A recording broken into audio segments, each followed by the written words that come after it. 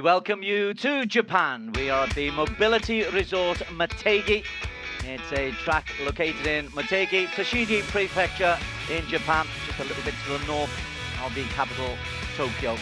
It's a beautiful facility. Once upon a time, there was an oval track here, but some earthquake damage in 2010 meant that that's not now used as an oval track. There is some drag racing though, but there are fabulous views of both the oval track and the road circuit, which is the venue for the Asian Road Racing Championship. It is round 3 of 6 for the season. And Des Corkill talking you through 5 races today in 5 different categories, with the expert analysis from Barry Russell alongside me. Great to be here, Des, and you're right, this is an absolutely stunning facility visually, and the track is so challenging. We saw great racing yesterday, some riders struggling to get used to it, others more veteran on the circuit leading the way, but the gap is closing. We're in for some fantastic racing this afternoon. Let's have a look at the circuit that you were just mentioning there. We had a look at some of the very difficult corners, which seem relatively straightforward. Conditions are very good at the moment. Nice little cloud cover, 24 degrees, a little bit of breeze, a little bit more humid today than it was yesterday. You can see the breeze there, which can be a help to the competitors. But as for the circuit itself, some of the riders are finding it very difficult.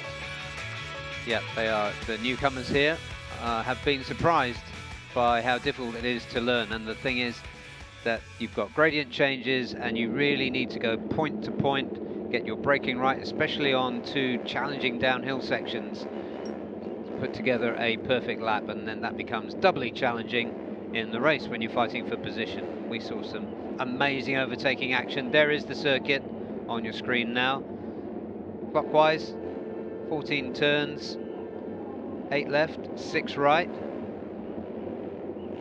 And coming down the hill between 10 and 11, that is the key moment. The first of the 5 races today, the TVS One Make Championship, in which Japanese riders are completely dominant. In the qualification, Japan 1, 2 and 3. Hiroki Ono fastest, Zen Mitani fastest, Hiroki Ono the championship leader, a winner of race 1 yesterday in P2, Rich Takahira in P3. Takahira crashed out yesterday fairly early on, so he'll be hoping that he can improve on that. So home advantage really is telling. Yeah, very much so. And props to, well, let's talk through the grid, because we'll soon get to the rider I want to talk about. Youngster Zen Mitani is on pole position, a time of 2:03.759, ahead of championship leader and yesterday's race winner Hiroki Ono. 10 in a row he's won now. Rich Takahira from Japan in P3, hoping to improve on yesterday's crash. And Roy 2, it's Ramdan Rosley, who's the only rider that's really taken the fight so far this weekend to those 3 Japanese riders. Next to him, Rocco Sessler from Germany, and Sartek Chavan on P6. One of 3 Indians is Chirant Vishwanath, who is holding on to P7. Ate Kange came on strong yesterday, managed to get a P5 from an 8th start on the grid. And Kim Min-jae also got himself up to P8 for his joint best performance of the season in race 1 yesterday. Yep, still improving. And on 10th place, Vorapong Malahuan, who's struggling mightily against the other riders ahead of him. Dekiciano Aldi next to him, and outside of him, newcomer this season, Casey Klammer.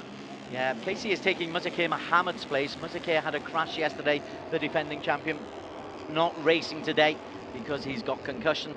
KY Ahmed is in P13, and Singapore's Urban Exam is in P14, having picked up his first points of the season yesterday after 2 DNFs, a DNS in his 3 previous races. Of course, the second race in Zhuhai was rained off, but this is Motegi. The conditions are looking very good, and this is the hill and the right 90-degree turn at the bottom, which has caused so much consternation, particularly in the 2 Indian racers, the next generation of Indian racers, trying to make their mark. Look at this. This is Zen Mitani trying to really set the pace ahead of Ono.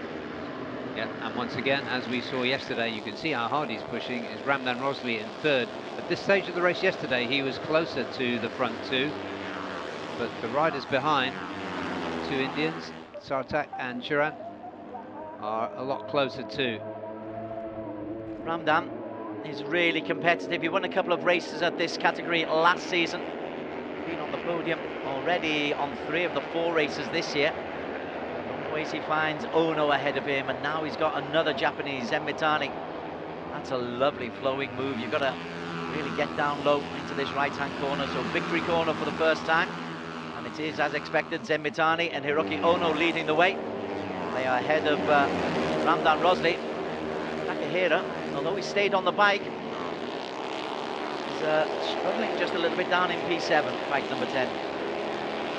Thought he might be able to run with them, especially in the early stages. It hasn't worked out so far. This is already a slightly different looking race from yesterday, because we did see that gap already opening up, but Sartak, as he said, seems to have found a little bit extra, and he found a little bit too much then, and got out of shape and ran wide.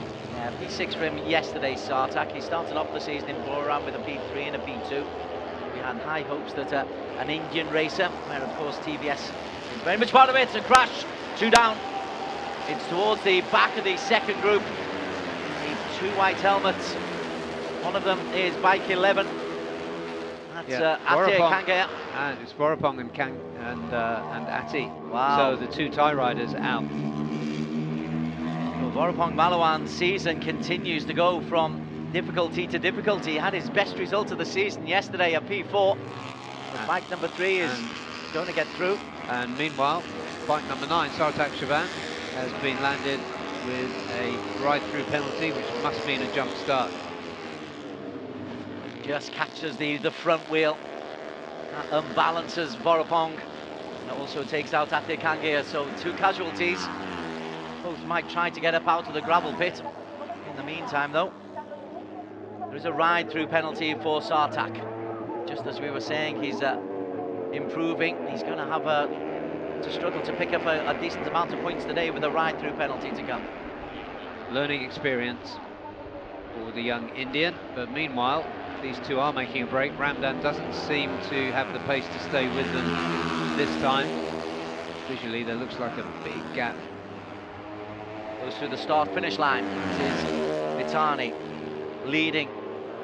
Ramdan Rosli going through. The differential is 1.5 seconds between Hiroki Ono and Ramdan Rosli, or it was 1.5 seconds at the end of the previous lap. Oh, yeah. It's a lot more. It's closer to 3 seconds now. So he's lost 1.5 seconds in a single lap there, Ramdan. So if he can hold on to this, the best he can hope for is another P3. Takahira right behind him. Sartak, bike number 9, who's going to have that ride through.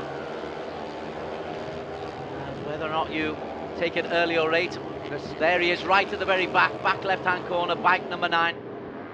He got off to a flyer, but too much of a flyer. And that is the reason why he's going to be called to the pit lane. Taking a look around, he needs to, not sure what that Indian sign language means, but I'm not sure whether Sartak realizes yet that he's going to have to do the ride through. But meantime, Hiroki Ono has got himself in front of Mitani. And then Mitani gets himself back in front of Ono. I think this could be a good little duel. They're well matched, these 2. And it was racecraft more than anything from Ono yesterday that produced things in his favor. He left it late, but going into the final lap, they were very, very close. Then coming up this hill on the final lap, that's when the number 2, Hiroki Ono, really was able to pull away from Mitani for the first time. Yeah, it did look like a plan by the Japanese veteran. Looking up there at the slipstream. Another faller. He's got the wind knocked out of his sails. Pick up the helmet. It's at the end of the straight, and just have a look at this. Coming through.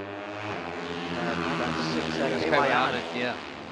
So Sartak has a ride through. KY Ahmed comes off. Field. Well, these 2 are carrying on their own personal duel while all kinds of trouble is going on behind them. Sartak is down in P6, and just having a look down the pit lane, which is conveniently next to our commentary position. Sartak hasn't come in yet. Just saw there, I'm not sure how many times he can get away with it, but ran wide there. I think that was... Anyway, one running wide for Zen Batani. So Race Direction will have an eye on that.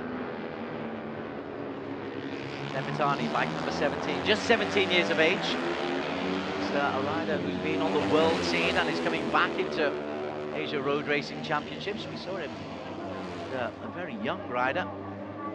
Asia Dream Cup. Asia Dream Cup it was, wasn't it? Over 10 years ago. Hiroki Ono, he was good then and he's still good now. Idemitsu is just having a look on the outside and Ono says, no, racing line. I know this circuit better than you. I've done it a couple of thousand times more than you have. Yeah, look at that. He's keeping a little lesson there from the master, just keeping him out wide. Dani then tries to go through if he can hold the line, which he can. And that tight right-hander still coming up the hill. Yeah, nicely done. Nice control there by Zen. This is coming down the long slope, and look at that. Ono wants to close off that gap. That's how late can you leave the braking? How late dare you leave the braking? Ono looks behind him, and he won't see an awful lot there. Ramdan Rosley is a long way behind, more than 4.5 seconds adrift. Tony looking really confident there. His control is brilliant. Let's see what plan is being hatched under that lime green helmet of Hiroki Ono. They're racing, those two. Mitani's a wild card, let's not forget. Imagine a solo performance this would be if we didn't have the wild card in there. Ono, 10 wins in a row. He was leading in one of the others and rained off in Zhuhai. Behind them, Takahira carries on. He's got himself ahead of Ramdan Rosley in P3. Those two running close together, and behind them there's a little gap to Indian riders, Chirant and Sartak, and I don't think, I'm sure Sartak has not done his ride through yet. Absolutely hasn't. We've seen him come through. He has to come through the commentary room. They go in under the bridge on the way out up the hill.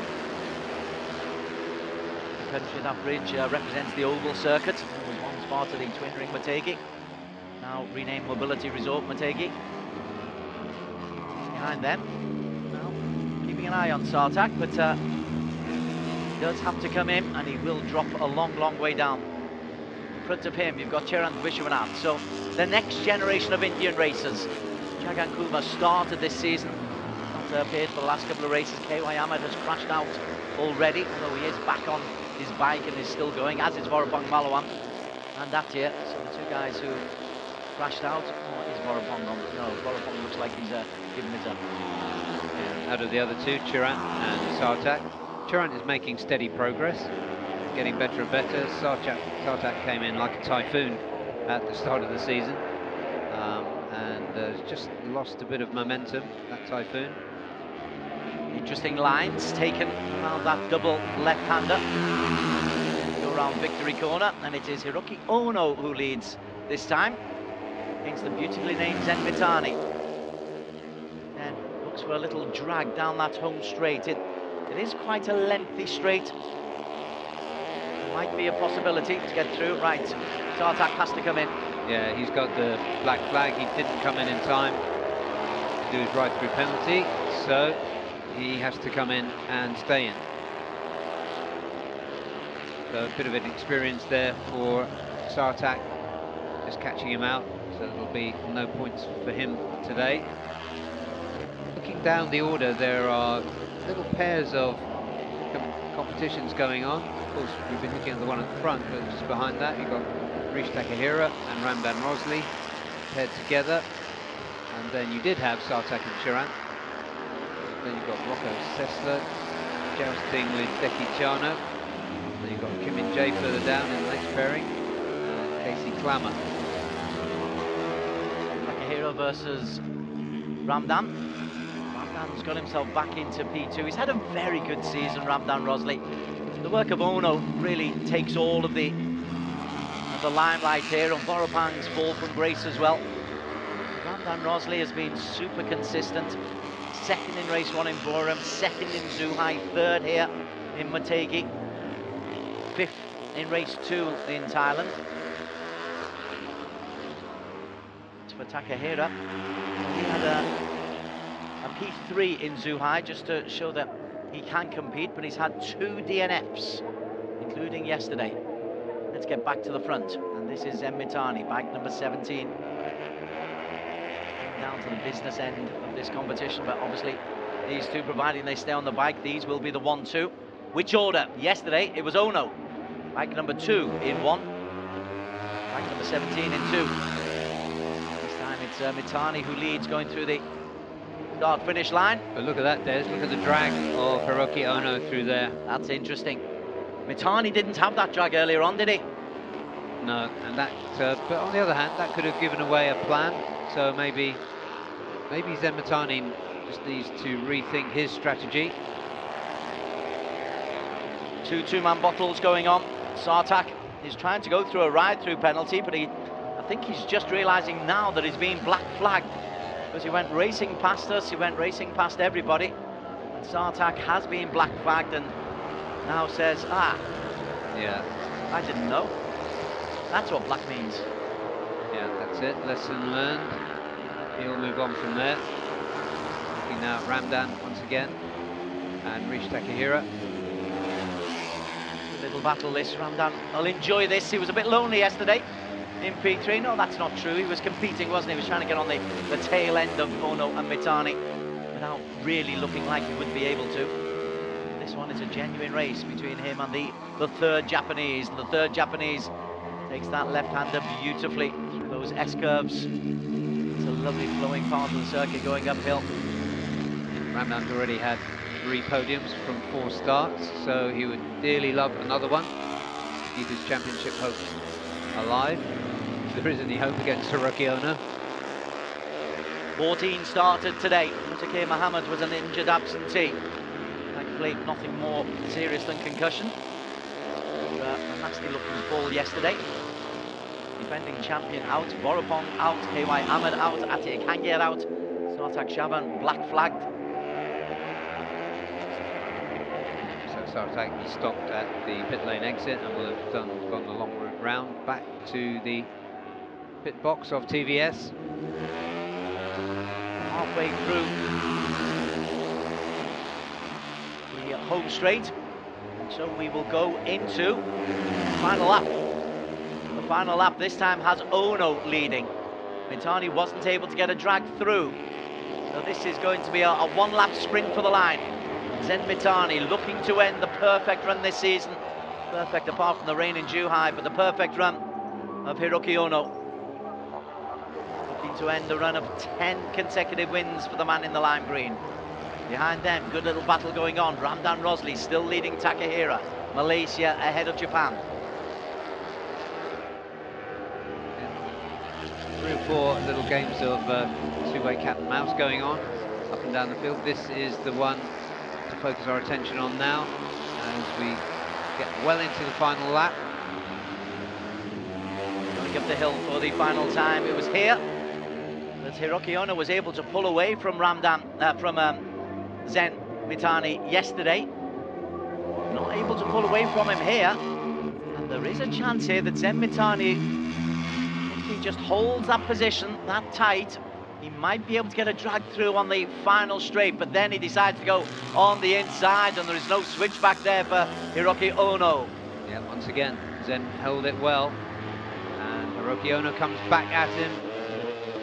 Then closes the door on him. Coming down this right-hander. Now then, up to the brow of the hill and then down the long hill. Different lines being taken. Ono on the right, Mitani on the left. Takes the longer way round. Who's going to lead going into the final corner? It's going to be Hiroki Ono, and he's taken a little bit of time away from Zen Mitani. For every bit of advantage, he even pulled his left hand in to try and get a bit more drag down that straight. Onto victory corner, right then, Ono is looking to make it 11 in a row, and Hiroki Ono, he's going to be able to hold on. Mitani is going to try, but Ono is there to take it. A perfect record continues. Mitani has to be settling for P2. P3 is close. Ramdan ahead of Takahira. P5, Chirag Vishwanath. Rocco Sessler picks up his best result of the season ahead of Dekitiano Aldi for P6. Yeah, good work from Rocco Sessler. I spoke with him in pit lane earlier and he's having a really good time. He loves this circuit. And after my earlier complaints, he told me that he'd put the German flag back on the front of his helmet, but unfortunately he wasn't close enough to the front to get the screen time. Hiroki Ono, though, quite remarkable. And again, this was racecraft. He seemed to always be in control of that battle. Zen Mitani offers a handshake, as does Ramdan Rosley. But he's some racer, is Ono. That was a really good fight from Zen. You know, that last lap, he stood Hiroki Ono up. He's getting very good at these victory monos, isn't he? He's had enough practice. That's for sure. So then, there is the result of the TVS Asia 1 Meg Championship Race 2. Hiroki Ono wins it, 2/10 clear of Zen Mitani. Those two pulled away right from the very, very first corner. Ramdan Rosley, another podium. That's 4 out of 5 for him this season. Rich Takahira recovered from yesterday's crash to finish 4th, not far behind, just 4/10 down on Ramdan Rosley. Chirag Vishwanath, well done to Chirag for the young Indian. Just looking down, I think that's his best result of the season by some distance for Chirag. Rocco Sessler, his best result ahead of Dekitiano Aldi, who hasn't built on last year's successes yet, and Kim Min-jae, another 8 points for the Korean. Only 2 of the finishers. Casey Clammer from Philippines picks up some good experience. He's in 9th, and Irvin Exam, despite finishing the last of the finishers, he stays on the bike, and that means he'll pick up some useful points, because Sartak was black flagged. Atia, KY Ahmed and Vorapang Malwan did not finish. That's it. Sartak still trudging his way back up the long pit lane here to his garage after being stopped, trying to get out of pit lane. Anyway, that was a win that I think meant a lot to Hiroki Ono. Once again, he looked really quite spent after yesterday's race. There he is, having a celebratory burnout now, so all the tricks coming out. Looking at his fans. Okay, well that's well and truly smoked, that rear Dunlop slick. There's one for the photo album. Great vantage points. Yeah, Malaysian flag tucked away there as well for later. There is Hiroki Ono. How do you stop him? Who can stop him? Remember, these bikes are virtually identical. He's just got this racecraft, the ability to get the best out of the machine, to sort out the setup with the engineers, just as he wants it. He's maybe this is the way you start him on the tyres, then he finishes off at the end of the previous race. That's right. That's right. Enjoying himself. They know where the cameras are. Yeah, they do. Yeah, I saw them around Hiroki's pit earlier. Just a word for the likes of Kim Min-jae. Solid weekend for Kim Min-jae. 8th on both occasions for the Korean, his best result of the season. For Sartak Chavan, who was black flagged, a learning situation for him. How can you explain not seeing the black flag, not seeing the call to do the ride-through penalty? Well, it's early in his career, so it's a good thing it happened now. That's all I would say about that.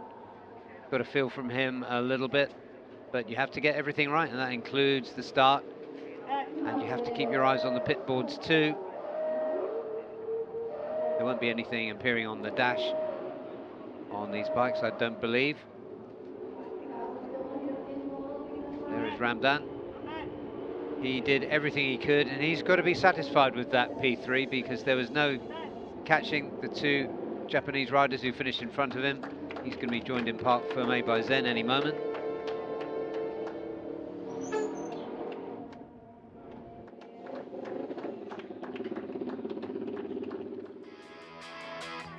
Best of the race, Zen Mitani, Hiroki Ono, 1-2 on the grid, 1-2 off the grid as well. That was solid, and very, very quickly pulling away from bike number 4, Ramdan Rosley. The two Japanese were very much involved, but Morapong Maluan, he was taken out early on by Ate Kange. The two Thais mixing it up while that was going on behind them. The two Japanese were racing away and setting up a torrid pace. Then we had another instant, KY Ahmad losing control of the TBS, but these two continuing untroubled. Yeah, beautiful performance from both of them, the young and the old. Hiroki Ono just showing in the end that he had the racecraft it took to win. And behind them we saw Ramdan and Rishi battling it out. So the black flag there for Sartak Chavan. He had been called in for a ride through, having had a jump start, and did look genuinely surprised when he was called in. Great little battle here between Takehira, who came off in the first lap on race 1 yesterday, bike number 10, but he would lose that one out. 2 laps to go though, and this is kind of a rehearsal. Hiroki Ono, do I lead going into the last lap, or do I let Mitani lead? In the end, I think he decided, let's lead from the front, because he took a different line coming down the hill on the very last lap. Behind them, Ramdan had got in front of Takehira. Again, little battles going on all over the track. Yeah, there were pairs all the way up and down. And there was a battle further back between Teki and Rocco. And another one between Kim Min-jae and Casey Clammer. So nicely, neatly split into pairs for this Certainly race. was. This is the key moment though. As they come into the final lap, and Hiroki Ono, you thought, okay, coming down this slope, this was the key moment. Ono decided to take the outside line, and he powered down the slope, takes the 90-degree right turn, and is in complete control as they take the double left, and then round Victory Corner, aptly named for Hiroki Ono. Maybe they should call it Ono Corner, because he cannot be beaten. That's 11 straight wins for Hiroki Ono, despite the best efforts of number 17, the 70-year-old Zen Mitani. Congratulations, Hiroki. 125 points out of 125. There is our winner. Well, there's our P3. That's Ramdan as he raises his head, we see under the cap. There is Zen Mitani. Another second position for him this weekend. He did everything he could. Couldn't usurp his senior colleague, teammate in the JP3 Championship.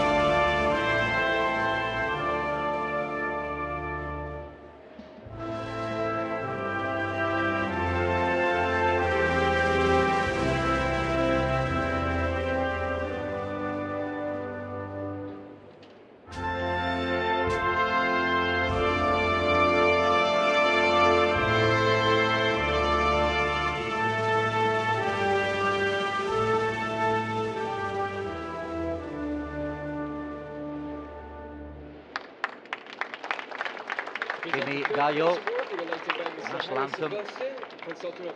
Something that that young fella, Hiroki Ono, not so young anymore. Not exactly vastly experienced, plenty of years in the tank left for him. He picks it up. Right then, Harry Sylvester, consultant for TBS Racing. And the third prize to Ramdan Rosley. 4 podiums out of 5 so far this season. Not a bad return. Robin Raju, the manager of TBS Event Management Team, comes out of the office. And out P2. In second place from Japan, Zen Mitani. Very promising Zen Mitani.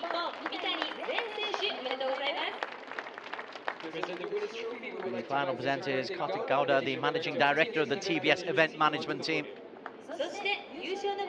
Great support from TBS. They're a good addition to the Asia Road Racing Championship. This is the 3rd season that they've been involved. Looks like we're going to have a 3rd different champion. Significantly quicker in qualifying. And I know before race 1 we were thinking, hey, this is a real difficult battle for Hiroki Ono. He'll need to use his experience. Well, he has done. And there is the shot the man in the distance can enjoy. Overall championship standings, Hiroki Ono, 125 points. That's 42 clear of the consistent Ramdan Rosley. Sartak Chavan, he may come to regret that black flag because he's stranded on 48 points. Ahead of them, you've got Deki Tiano, 50 points for Sartak, 48 for Deki Tiano, Ate Kange of 44, Boropang 41, then Mitani picked up 40 points with 2 second-place finishers today. And Motegi, an injured absentee. Glad to say it's concussion, nothing more serious for him following a nasty fall yesterday.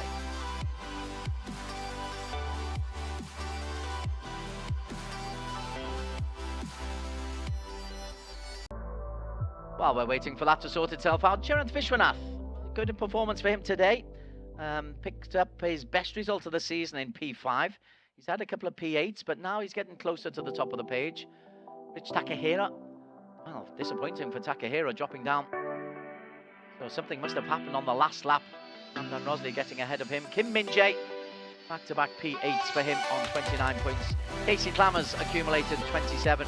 Rocco Sessler 26. KY Ahmed crashed out today. Jagan Kumar, an absentee from events here. And the last round as well in Zhuhai, actually, Jagan. Hopefully we see him in Mandalika, which will be next up.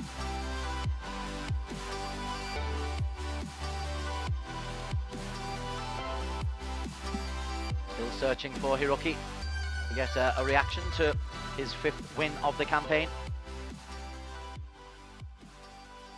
I can see Daniel jogging towards Park Fermé to the podium. As the flags thing, apologies for slight confusion on our end. I do believe we can talk to Hiroki Ono. Daniel Bogas, having found the errant winner, is talking to the man who's won 5 races in a row. Hiroki, it's a fantastic double for you on home soil in Japan, and it's an unbelievable run of wins for you in the TVS Championship. How do you feel so far with this result? Yeah, also today, like yesterday, tough race.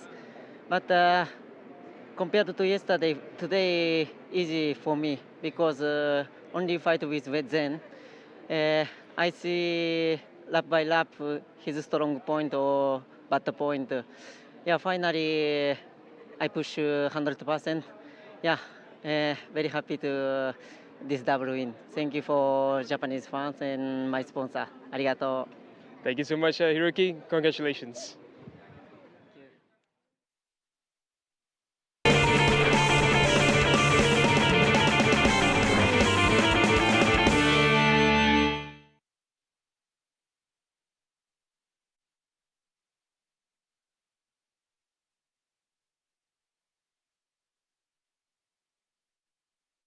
Idemitsu engine oils are precisely formulated for meticulously engineered Japanese car engines. We are committed to delivering optimal performance. We fulfill this commitment through 5 ultra-protective benefits known as Quintec Guard. They unleash the peak performance of treasured cars. Drive anywhere with confidence. Feel the excitement in your heart. The highest quality engine oils in the history of Idemitsu.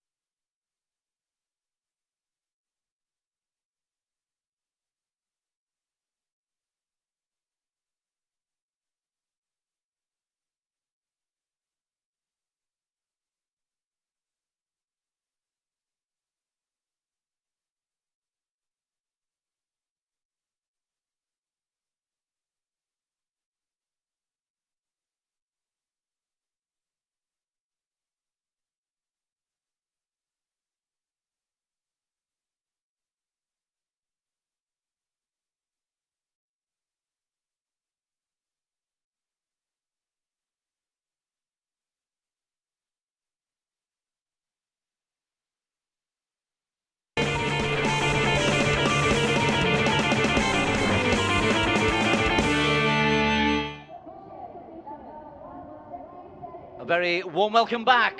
We are at the Idemitsu FIM Asia Road Racing Championships live from the Mobility Resort Motegi. It is round 3 of 6 for this season, which will end in Buriram in early December. So the championship is still taking its shape. Next race we've got coming up is the Underbone 150cc Championship, in which the defending champion Nazrul Izzat Bahudin is again leading the way this season. He's without a win, but he has had 2 P2s, including one that took place yesterday. Highlights from yesterday's race, and this will be a first win of the season for Gupita Krishna. Barry Russell alongside me in the commentary box, and Barry, on this longer circuit, it was a little bit more circumspect than usual for the first 6 laps, but once we got to the final 2 laps, gosh, it was mayhem. Yeah, it was absolute mayhem. We're watching here, Aditya Fauzi led most of the race, and the interesting part was the can't-he question of could he get away. And at this point, right at this point, that was probably the biggest gap that he pulled, almost a second. But then, sure enough, the peloton closed in. Certainly did, as it was always going to. There were 1 or 2 incidents. John Emerson and Gito, he would be a DNF. In fact, there'd be a few DNFs, including one for Wai Aji Trilaksana and Pirabonglu Boinpeng, one of the Thai racers. But by this time, Aditya Fauzi had been caught. We're at the midway point of the race now. He had worked it, but then we get into Underbone category, where literally anything can happen. The elbows have got to be very, very sharp, and you've got to be very, very strong upper body on these bikes. Yeah, you have. And yeah, this was mid-race, and still it was anybody's race at this point. Akid Aziz, we know how brilliant he is at the front.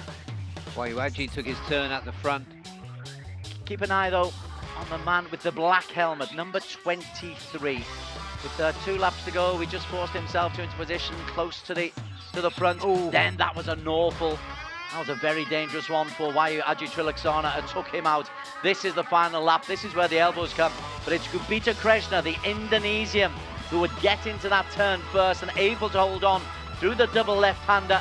And then, as everybody tried to close in, was able to get around victory corner and then hold on this deceptively long run for home. Behind him, Nazrul Izzat Bahudin got another valuable 20 points, but the win going to Gupita Krishna for his first win of the season. That was yesterday. This is today's live shots. A little bit more cloudy than it was yesterday, which the riders are like, but the slope from 10 to 11 barrier, it really is getting into position for turn 11. It's downhill and it's the longest straight, and then you've got a sharp 90-degree turn at the bottom. Let's go to Daniel, who's waiting for us on the grid. Thank you, Des and Barry. We're down here on the grid in a different view. Usually we're at the front, now we're right in the middle, because we're going to talk to yesterday's race winner after an intense battle, Gupita Krishna. So Gupita, it was a crazy battle as always in the Underbones, especially here in Motegi. What's your expectation for this race? Untuk ini saya yakin, saya semangat untuk Indonesia. I will do the best. Me.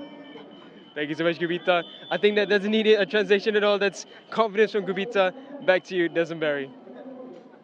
Yeah, confidence indeed. I will do the best. Well, we've been waiting for him a little bit. Gupita is a former winner, of course, but when the flying elbows were there at the end of that long downward straight, Gupita Krishna was the man who was well, he avoided the elbows, didn't he? He got out a nice, clean way through the to that right-hand turn. Yeah, he's got a decent set of elbows himself, Gupita. Real veteran, 2 times champion. He was second last time out in Zhuhai, and now he was first. Not as far up the championship as he wanted to be because of 2 DNFs in round 1. There's Fahmi Bassam, right in the middle of the front row there. Exciting young Indonesian rider. LFN do know how to pick their riders for this category. He's got 1 race win to his name as Fahmi Bassam under P4. There is Dimas Julie at Moko, the number 202, riding for One for All, Wonder Vacations. And there was, yeah, sorry, Des. This is Fazrul Sham, experienced campaigner. Fazrul Sham, I mean, you have to say it was Fazrul cutting across the track on the run down to the final complex that took out Wayuaji. So he's on strapped up and on painkillers. Not sure what we'll be able to expect from him this afternoon. Now this is the incident coming down the hill. 11, Fazrul Sham just takes him out. Yeah, he lands flush on the elbow. More worried about the bike concertinaing around, but you look at him and he's already holding his elbow. That was the incident yesterday. Both of those riders are okay. They bounce up, but that's only meant to happen to babies, isn't it? These are 30-something Wayu Aju Trilaksana. You're not meant to bounce like that. Yeah, in the case of Wayu, that's true. But he got up to his feet pretty fast, but that's got to be uncomfortable. I didn't see the hole in the arm, but that was the description that we were given. He's got a hole in his elbow. Yeah, that was from Daniel. Yes. Dr. Daniel. His prognosis. Right. But he's on there. And Wayu Aju Trilaksana is a capable racer. He's already got one podium to his name, but back-to-back DNFs now for Wayu Aji. And you can afford 1, 2, and it could put you out of contention for the championship. Yeah, and that's what we've seen. We haven't said too much about the rider who finished second yesterday yet, but no doubt we will do over the next 20 minutes or so. The Nazrul Izzat, who has an increasing lead at the top. He came here with a lead of 3 points. Now it's at 13 after yesterday. Here's the grid. Aditya Fauzi, the exciting Racetech 60 racing team, 177 is number 1. Fahmi Bassam, another young Indonesian, alongside Dimas Julia Abmoko, team One for All, who finished way down yesterday. Yep, and on row 2, 3 really good riders here as well. Shafiq Rosli for Uma Racing, and Pirapong Bunpeng for One for All, and Akid Aziz for Pitts Bike One Way. Man with the hole in his arm is in P7. We get to Wayu Aji Trilaksana for Racetech 60. Easy to pick out in the lime green. He's alongside Philippines Giancarlo Maurizio, who won race 1 in Zhuhai. Not so good yesterday for Uma Racing Yamaha Philippines. Alongside Rikat Yusuf Fadila, SCK Honda Racing. We've not really seen the best of him this year. And on row 4 we got Masato Fernando, who is improving. He's in a new team, Jiren Mobi. John Emerson Ingito, who DNF'd yesterday with mechanical failure for 4S1M, and Murabul Vitoni outside him. Yesterday's race winner, Gupita Krishnawardena. As you can see, you can be P13 and still have the luck to take the victory. Alongside him, Faris Putra, Muhammad Fadil, the other Cardinals factory racing team racer from Malaysia. Ahmad Fazrul Sham, the number 11, we saw him instigate that accident yesterday. And on row 6, Amral Arif Musa, P16. Next to him, Nazrul Izzat Bahudin, ended up in P2 yesterday, right from the back, and Alif Daniel in P18. Picked up his first points of the season, Arif Daniel. Ahmed Afif Amran, who's had a miserable time here. I think we were expecting a lot from Afif Amran. He won in his domestic championship Cub Prix last week, but 3 times he fell off in practice and qualification on Saturday. And he had a disappointing race as well, finishing with only 3 points down in 12th place. Yeah. 13th place. Yeah, in fact he was 13th and 4 seconds off the winner, which is a country mile in Underbone terms. Yesterday, if that's anything to go by, the first 6 of the 8 laps will be pedestrian, isn't the word, but will not be cutthroat as we normally see in Underbone.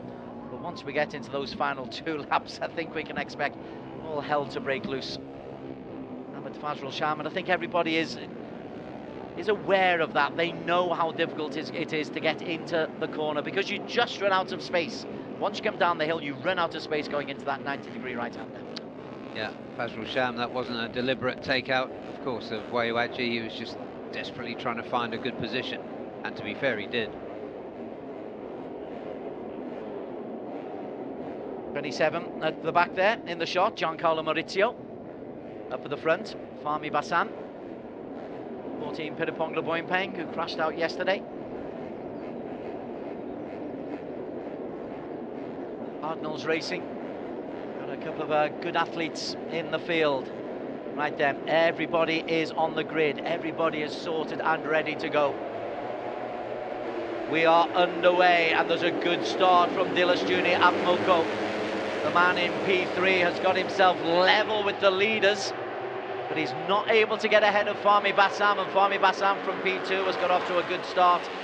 And a problem for Aditya Fauzi, who led for so long yesterday, but the man in the lime green was fourth place, a little bit sluggish off the line, Barry Russell. Yeah, he was really slow off the line, visibly so. His injured teammate behind him, Wayu made a much better start and has got himself well up the order. So the painkiller's working so far for Wayu Aji. Such a big group all bunched together yesterday. Let's see how that pans out. How long can all... How many races have we got? 19? Oh, sorry, 15. 19. 19, yeah. Everybody's got through safely as they come out under the tunnel for the very first time. You go under the tunnel for the first time to take you out into the countryside. That's under the oval track here at the what used to be the twin ring of Motegi. It's now the mobility resort Motegi. It was built for Honda, and there's the Honda Museum just up the way, but these guys are very much focused on the little 2 meters of space that they've got in front of them, if that. That's right, and Aditya Fauzi trying to get back up towards the front. We've seen already, he loves to be there. Akid Aziz is the man who's leading the way though, in the old gold and black. Like number 13, Akid, a former champion himself. There, but you know, he's not been too bad. He's had a P4 and a P3 and a P7, Akid Aziz, and that's the kind of consistency after a DNF in race number 1. Just got to accumulate points. That's how Nasrul Izzat Bahardin is making his way to the top of the championship. Yeah, there's an interesting 4 there, coming down and challenging for the first position into the final complex.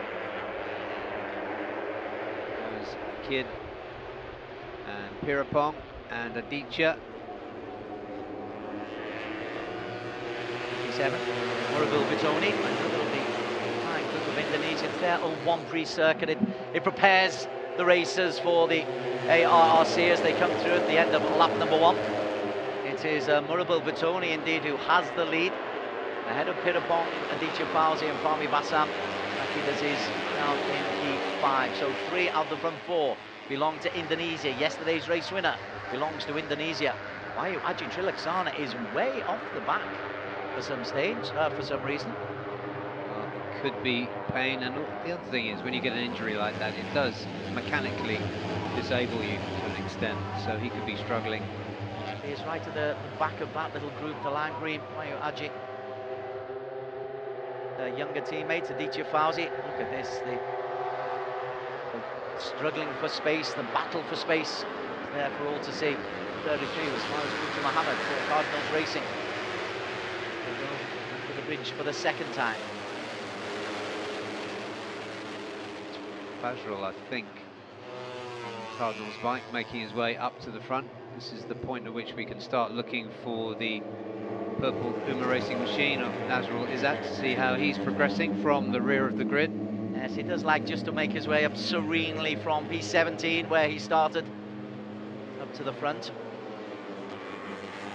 There's a close contact. Oh, somebody's out. What happened there? And it's I can't work out who that was. It's not Dimas Julie.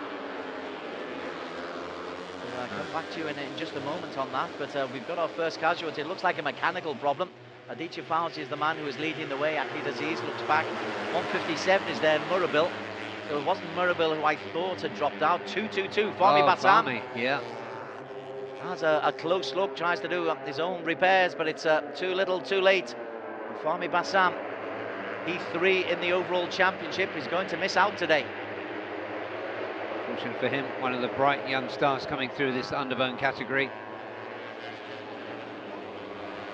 Leading the way now, Faraz Kutu Mohammed, Malaysian, and there is the championship leader, Nasrul Izzat, just tucking himself into the pack behind. There you look, the little number 1 just eases himself into position, stays out of any real danger. Easier said than done in Underbone. That's right, but his progress forward was inevitable, and there he is. Aditya really trying to get his favourite position at the front all the way through this race so far. didn't help him yesterday in terms of the finishing order. See what he can do today. Less than 2 seconds separating P1 from P15. As we can see, the injury is clearly affecting Wahyu Aji-Chulaksana. Struggling a little bit at the back. Aziz tucks into P3, Aditya Fauzi in 4.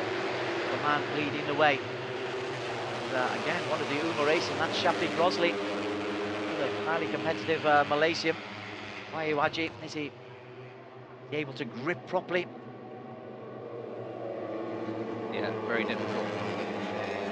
Going to be stiff, but this is really impressive from Paris Putra. For Cardinals, the number 33. Although his teammate Fazrul has just gotten ahead of him. Afif Amram started right at the back, P19. He's the new race leader. Somebody's down there at the back.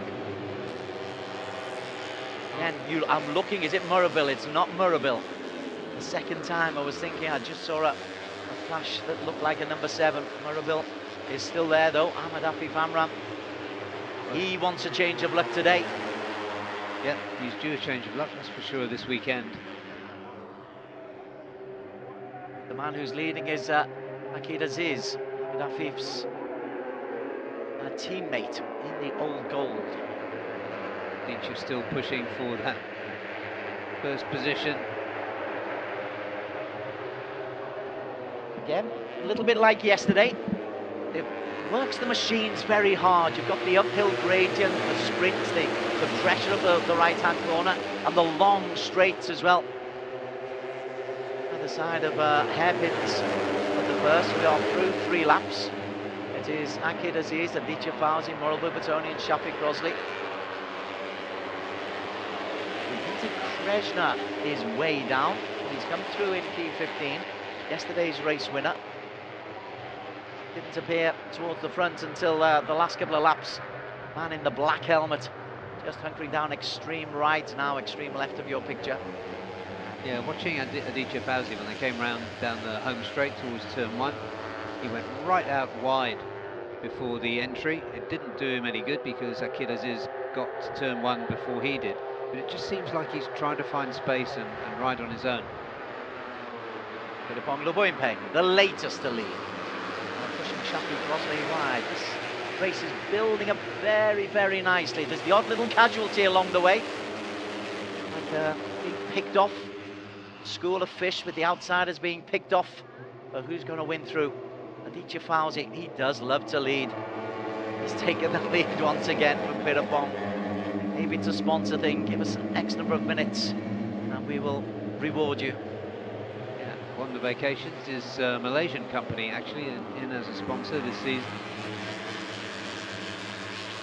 Akid looks back just to see if Afif Amran is there to help him. Everybody looks back. In fact there, Dimas Juli Abmoko, who got off to a fabulous start. Dimas Juli, not the best of seasons, Dimas. 2 0 points. 1 P6, but he was on P3 today as we look for the first time at the championship leader, Najrul Izzat. Bahauddin again keeps himself just nicely out of trouble. DJ and Akid go through. Philippong is there and Najrul Izzat now eased himself into second place. Space just appears in front of him, doesn't it? Yeah, it does, yeah. There's something spooky about that, but there he is. Like a little force field surrounding Najrul Izzat. Everything is going on around him. As we come to the midpoint of the race, Najrul Izzat is nicely tucked in P2. The race leader is Murabul Bitoni. Just very briefly there, we saw Najrul at the front. Well, he stayed there actually. Just gone for a bit of fresh air. Philippong and Shafiq Rosley go with him. The familiar purple liveries of Uma Racing very much to the fore. How about yesterday's race winner, Gupita Krishna? Yep, he's still in that little group of 15. Towards the end of it, Wahyu Aji, he's working so hard to stay close, is Wahyu Aji-Chulaksana. The lime green right at the back. I'm hoping that he's just staying out of trouble and that he's not too seriously injured. John Emerson and Gito for company down at the back. Pirapong got a little bit unsettled in that group as they went into the tunnel. He's due a good result. We know his quality. His teammate Dimas Julie, he's definitely due a result. Pirapong, best result so far, a P5. Did not finish yesterday, Pirapong. Aditya Fauzi, who led for much of the race yesterday but finished 11th. That's how cruel it can be. He wants to be at the front, so does Nazrul Izzat, who's accumulated points nicely. 2 P2s, a P5 and a P6 for Nazrul Izzat. That's the consistency that brings you championships, that helped him take the championship last season. And for the first time we see Alif Daniel up there, Alif Daniel Azri, bike number 18. Yeah, good to see him there, and Shafiq Rosli. So they've got 2 UMA Racing on the Malaysian side of the team. Aditya trying to squeeze his way down the inside there. Alif looks over just to see his space being closed off, and he knows that Ahmed Fazl Sham won't give anything away, not after yesterday anyway. So Ahmed Fazl Sham for Cardinals Racing is in P3. In the sky blue, or the lighter blue. Leading the way is the lime green still of Aditya, with the purple Fazl Izabahudin. Again, blue in P2. Chill once again, where he likes to be at the front, and where he likes to be at the front, although he usually comes a little bit later than this. The 2 Pittsbike JRT Racing suits, the old gold of Wolves, for those who follow a different sport. It's the lime green that, well, no, is being taken by the old gold at the moment. That's Akid Aziz. Amram will be looking to stay as much out of trouble as he can, and I'm keeping an eye out for Wayuaji Trilixar. I'm kind of willing Wayuaji to stay in with that group. Yeah, the guts that it took him to get to the grid, that deserves some kind of reward. And out into the countryside, up the hills. Beautiful views if they had time to enjoy them. Instead, they've got a lovely flowing set of S-curves here. Take a left, and then they've got to stand up and get onto a right-hand corner. As Nazrul is very, very close to just being clipped there. Yeah, that was with his teammate too. Nazrul Sham being very much up there all through the race. Gupita is out.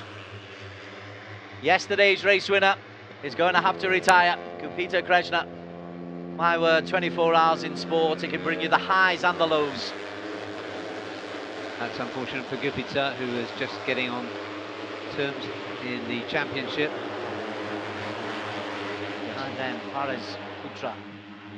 Lots of weaving around. Sorry, Des, you got the 2 Pittsbike one-way machines there of Akid and Afif. Yeah, and Fazl Sham. Again, I think they want to be aware that Fazl Sham is not going to give way here. Okay, now then, we've had enough of the sparring. Once we come over the start-finish line here, it's going to be Pittsbike 1-2. And now I feel the real race starts. Barry Russell.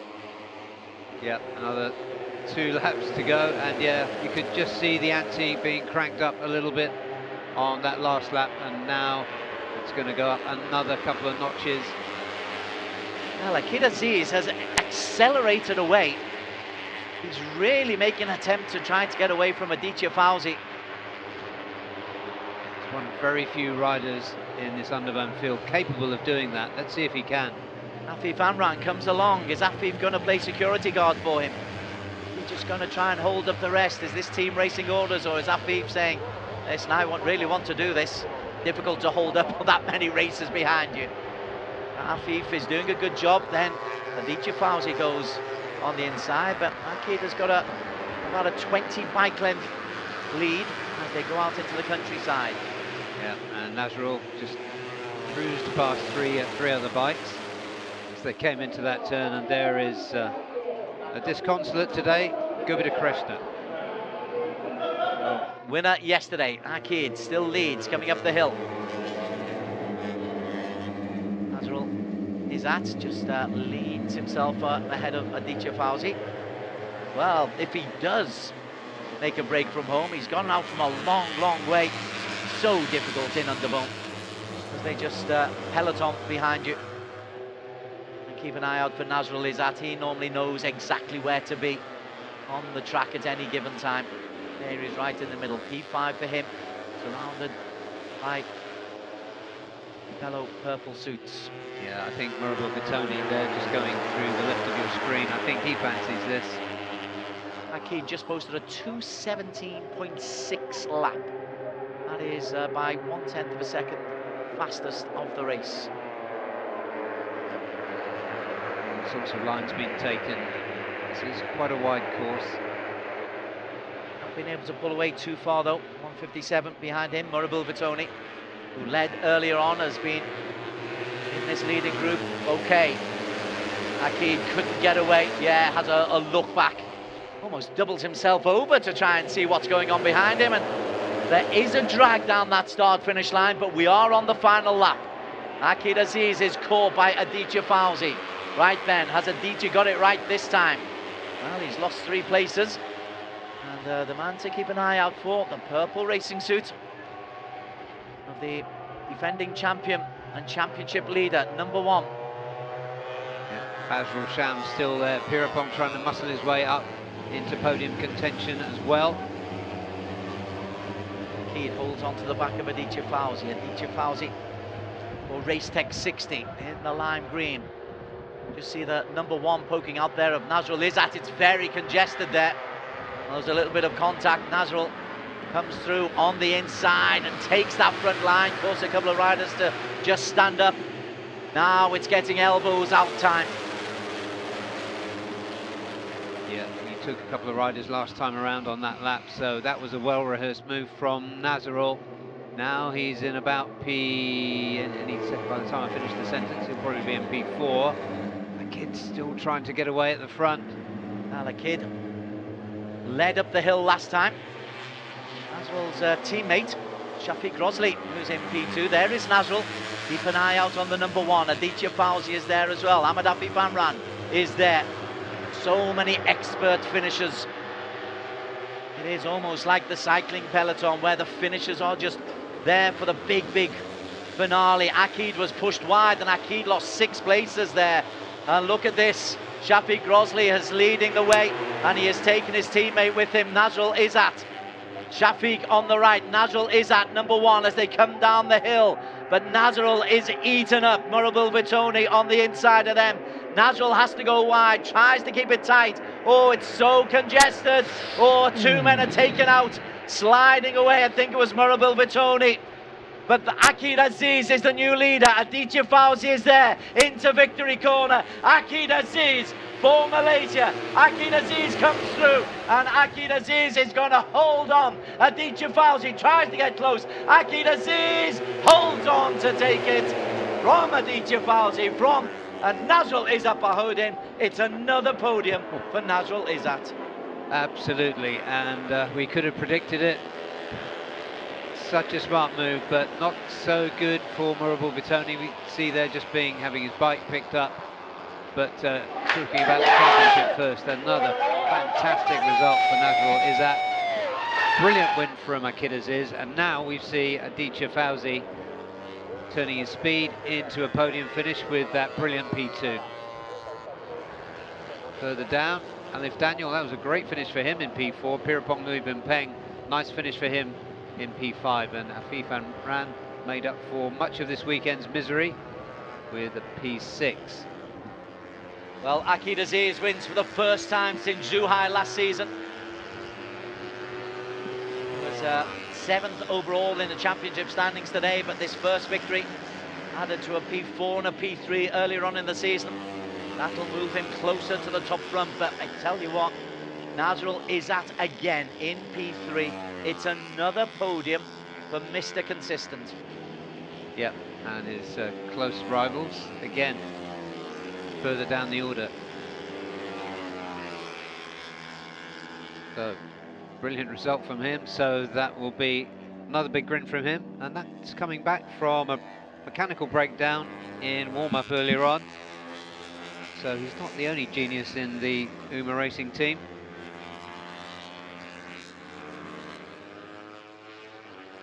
So there is the photo finish. That is 1 and 2, so that's clear. So Akid Aziz has taken it from Aditya Fauzi. And the good news for Nazrul, sorry, Akid Aziz took it from Aditya Fauzi. Nazrul isn't coming in P3. The good news for Nazrul is that the men in P2, 3 and 4, Murabil, Fahmi, Gupita Krishna, all crashed out. Well, you need a bit of luck as well, but great effort again from Nazrul. There are the results. He wins it by 400ths from Aditya Fauzi. 8/10 clear of Nazrul Izzat Bahauddin. Another excellent performance from the UMA Racing Yamaha Maju Motor Asia team. Alif Daniel, well done to him for UMA Racing Yamaha Philippines. Replacement rider in P4. Pirapong Luboypeng, you said he wanted a result. He'll have double digits for that. Ahmed Afif Amram, right. He goes home with something from this weekend, not just a memory of falling. Masato Fernando, good to see the General Kobe Motor Oil Racing veteran back up near the top of the pile. 7 for him.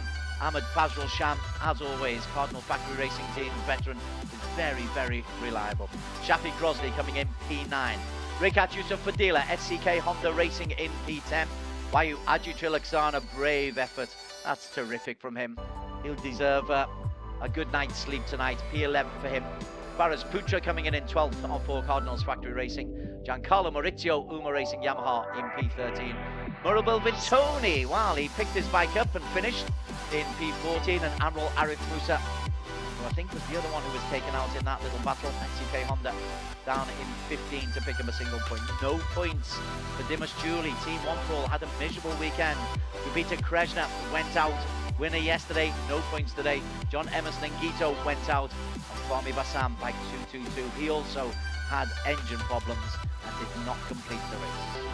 Yeah, difficult weekend for Team One for All. They had one finish. It was a good one though. P5 for Pirapong today. But yeah, quite frustrated. I was chatting in a little earlier to the team boss, the great Wee Chi Wee, and he was showing a bit of frustration there. Here the riders go towards the podium. Daniel awaits in the background. Akid Aziz, terrific for him. We know he's capable of winning. He's so consistent in the number of times he's there or thereabouts. Hasn't produced it so far this year, but 2 podiums out of 3 suggests that he will be a genuine contender.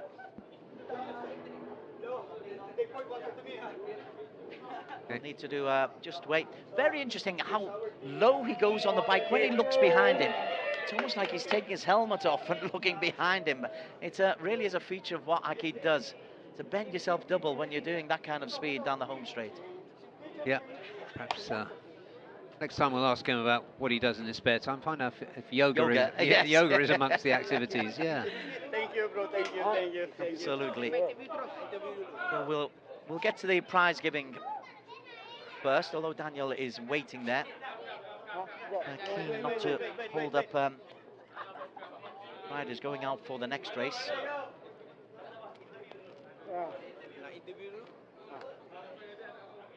Okay, right, so Daniel has waited patiently, going to have to wait a little bit longer. The high fives are aplenty.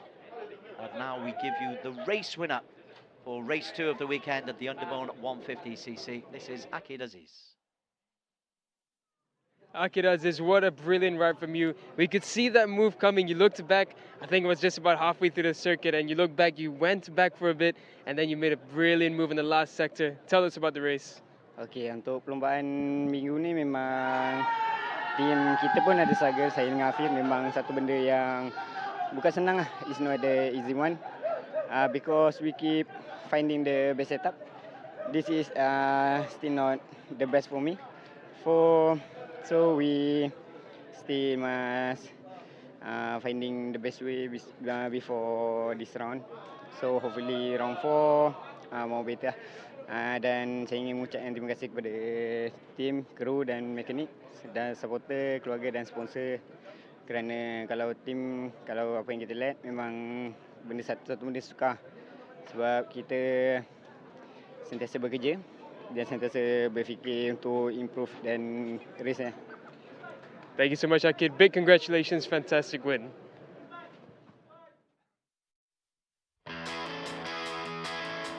Race highlights of race 2 of the Underbone 150cc, the mobility resort Motegi. And race 1 saw Gubita Grezna take the honours. Race 2 would be very different. Gubita Grezna would not complete the race, but as in race 1, we had Aditya Fauzi in the lime green trying to take the lead. Early casualty for Mibatsam. But this is a war of attrition for these first 6 laps, Barry. The key is to make sure with 2 laps to go, you're still in contention. Yeah, that's it. And as you said during the commentary, Des, there was 1 or 2 fallers along the way. But again, we had this tight group at the front. Aditya Fauzi constantly trying to get to the front. Akid Aziz never far away. Yeah, Akid Aziz, that was an interesting post-race interview that we had from him. He's clearly there's work to do. He says the bike's still not ready. He and his teammates there, the Pitts Bike teammates in the old gold, as yesterday's race winner, Gubita Grezna, went out. Well, for a stage it looked like it was going to be a 1-2 for Pitts Bike. It wouldn't turn out to be that way. Akid tries to pull clear with 2 laps to go, but it's clear that he had number 1 in his mind right the way through into these final 2 laps. Yeah, there we see Murabil just chasing as well. He really wanted this, although it wouldn't work out as he wanted to by any stretch of the imagination.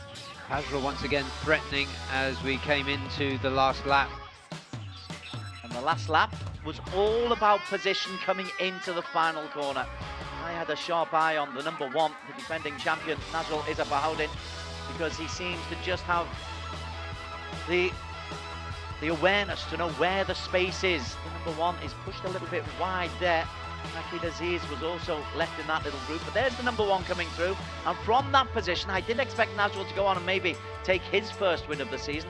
It wouldn't be like that though, because once they come down the hill, Nazrul is rather boxed out, and cleverly, look at Akid, goes out and then gets a nice tight line coming in to take the lead, and that was crucial. Yeah, he totally took everybody out, and then Murabil went down, and who's the other crasher there? Went over the top of him. But what it meant was that Akid was able to go round Victory Corner, and then this is a horribly long way to get home. He's aware that Aditya Fauzi is behind him. Aditya can't catch him. Akid Aziz is willing his way over the line, and he deserves those celebrations, as do his pit crew. First win of the season for Malaysia's Akid Aziz and the Pitts Bike. Third position, Nazrul Izabahoudin. Talk about consistent, Barry. Yeah, consistent, and with the following win from the misfortune of his main championship rivals. There's a nice grin from Aditya Fauzi, very well deserved. First podium of the season for Aditya, after a couple of P4s. That's what the weekend for Race Tech 60 after some troubles along the way. There is your winner, former champion, last one in Zhuhai, first win of this season. As the team manager for Pitts Bike JRT Tech One-Way Racing makes his way onto the podium as well. We'll have the national anthem of the winner, Negaraku, national anthem of Malaysia.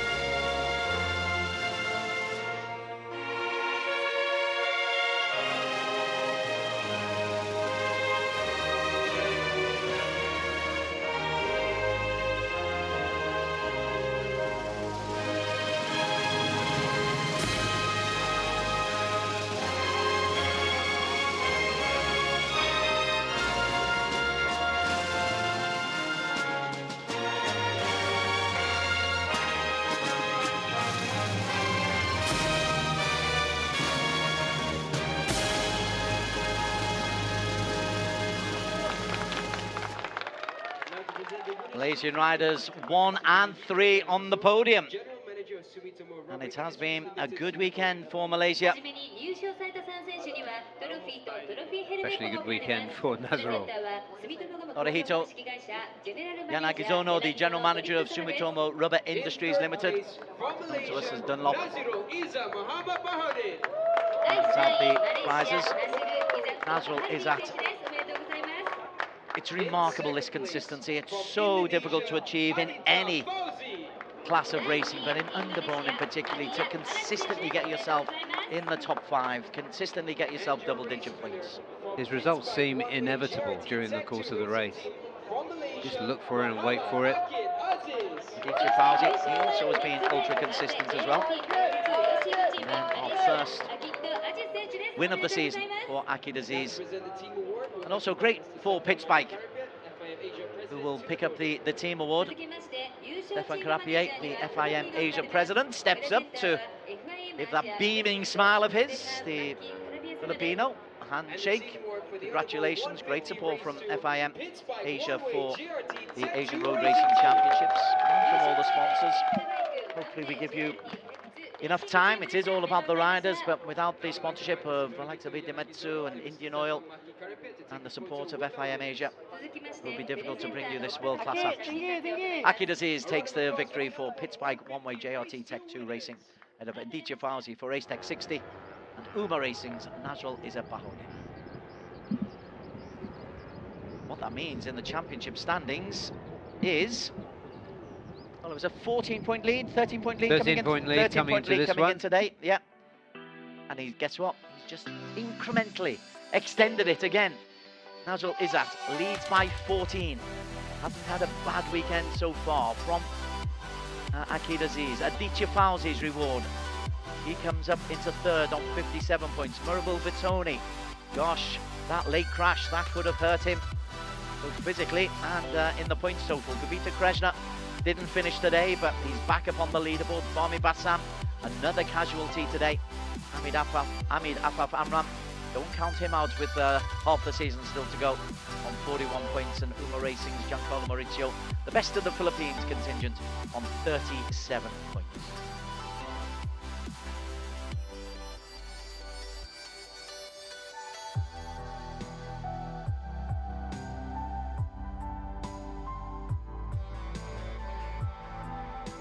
Okay, we've got 2/5 of the way through today's races. As you can see, the guys are already on the track ahead of the AP 250, the Asia Production 250cc. Race 6 of the season for them comes up after this short break. You're watching the Idemitsu FIM Asian Road Racing Championships from Mobility Resort Motegi in Japan. Back with you in a couple of minutes.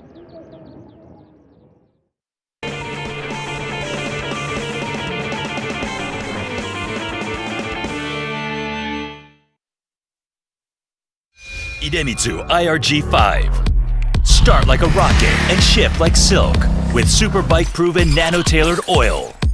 Ultra protective Quintec guard technology distills the wisdom of oil experts. 5 protective benefits in harmony unleash the peak performance of your engine. Nano Silky Tech ensures extra smooth upshifting at high RPM. Rocket starts, silky shifts. Idemitsu IRG5.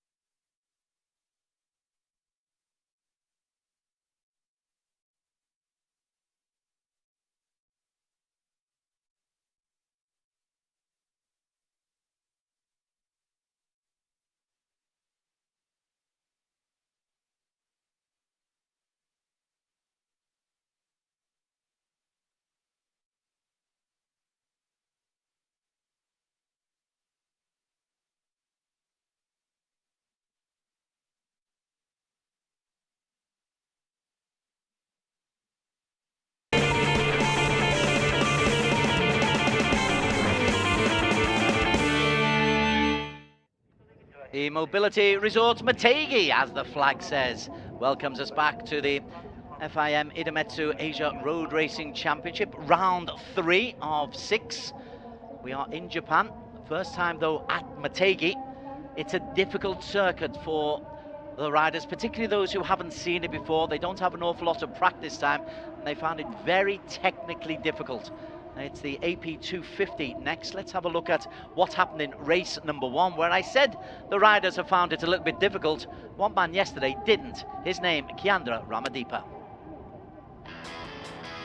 Yeah, Kiandra Ramadeepa, bike 222, was on pole position for the first race yesterday, and although Irfan Heikel went out very, very early on, young Kiandra Ramadeepa, who's still only a teenager, still only 14 years old, Barry Russell, he would lead from start to finish as Cal Vietnam went down as well and took out a couple of his rivals.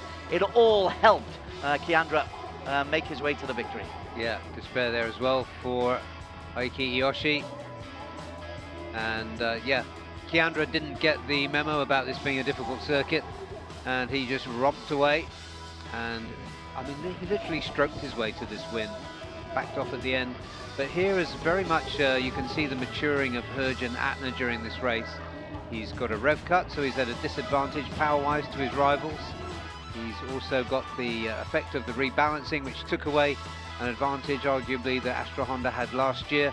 But he's really digging in and going for it. So Herjan Atner was impressive for me. Herjan Atner, bike number 46. He was in 4th place at this moment when the 2 Japanese wildcards who know this circuit very well, they took each other out. That meant that there was a great battle between another youngster, Arai Agaska for Yamaha Racing Indonesia, to try to get P2, but it'd be Herjan Atner who would ease in front of Waris Sharafuddin and Arai.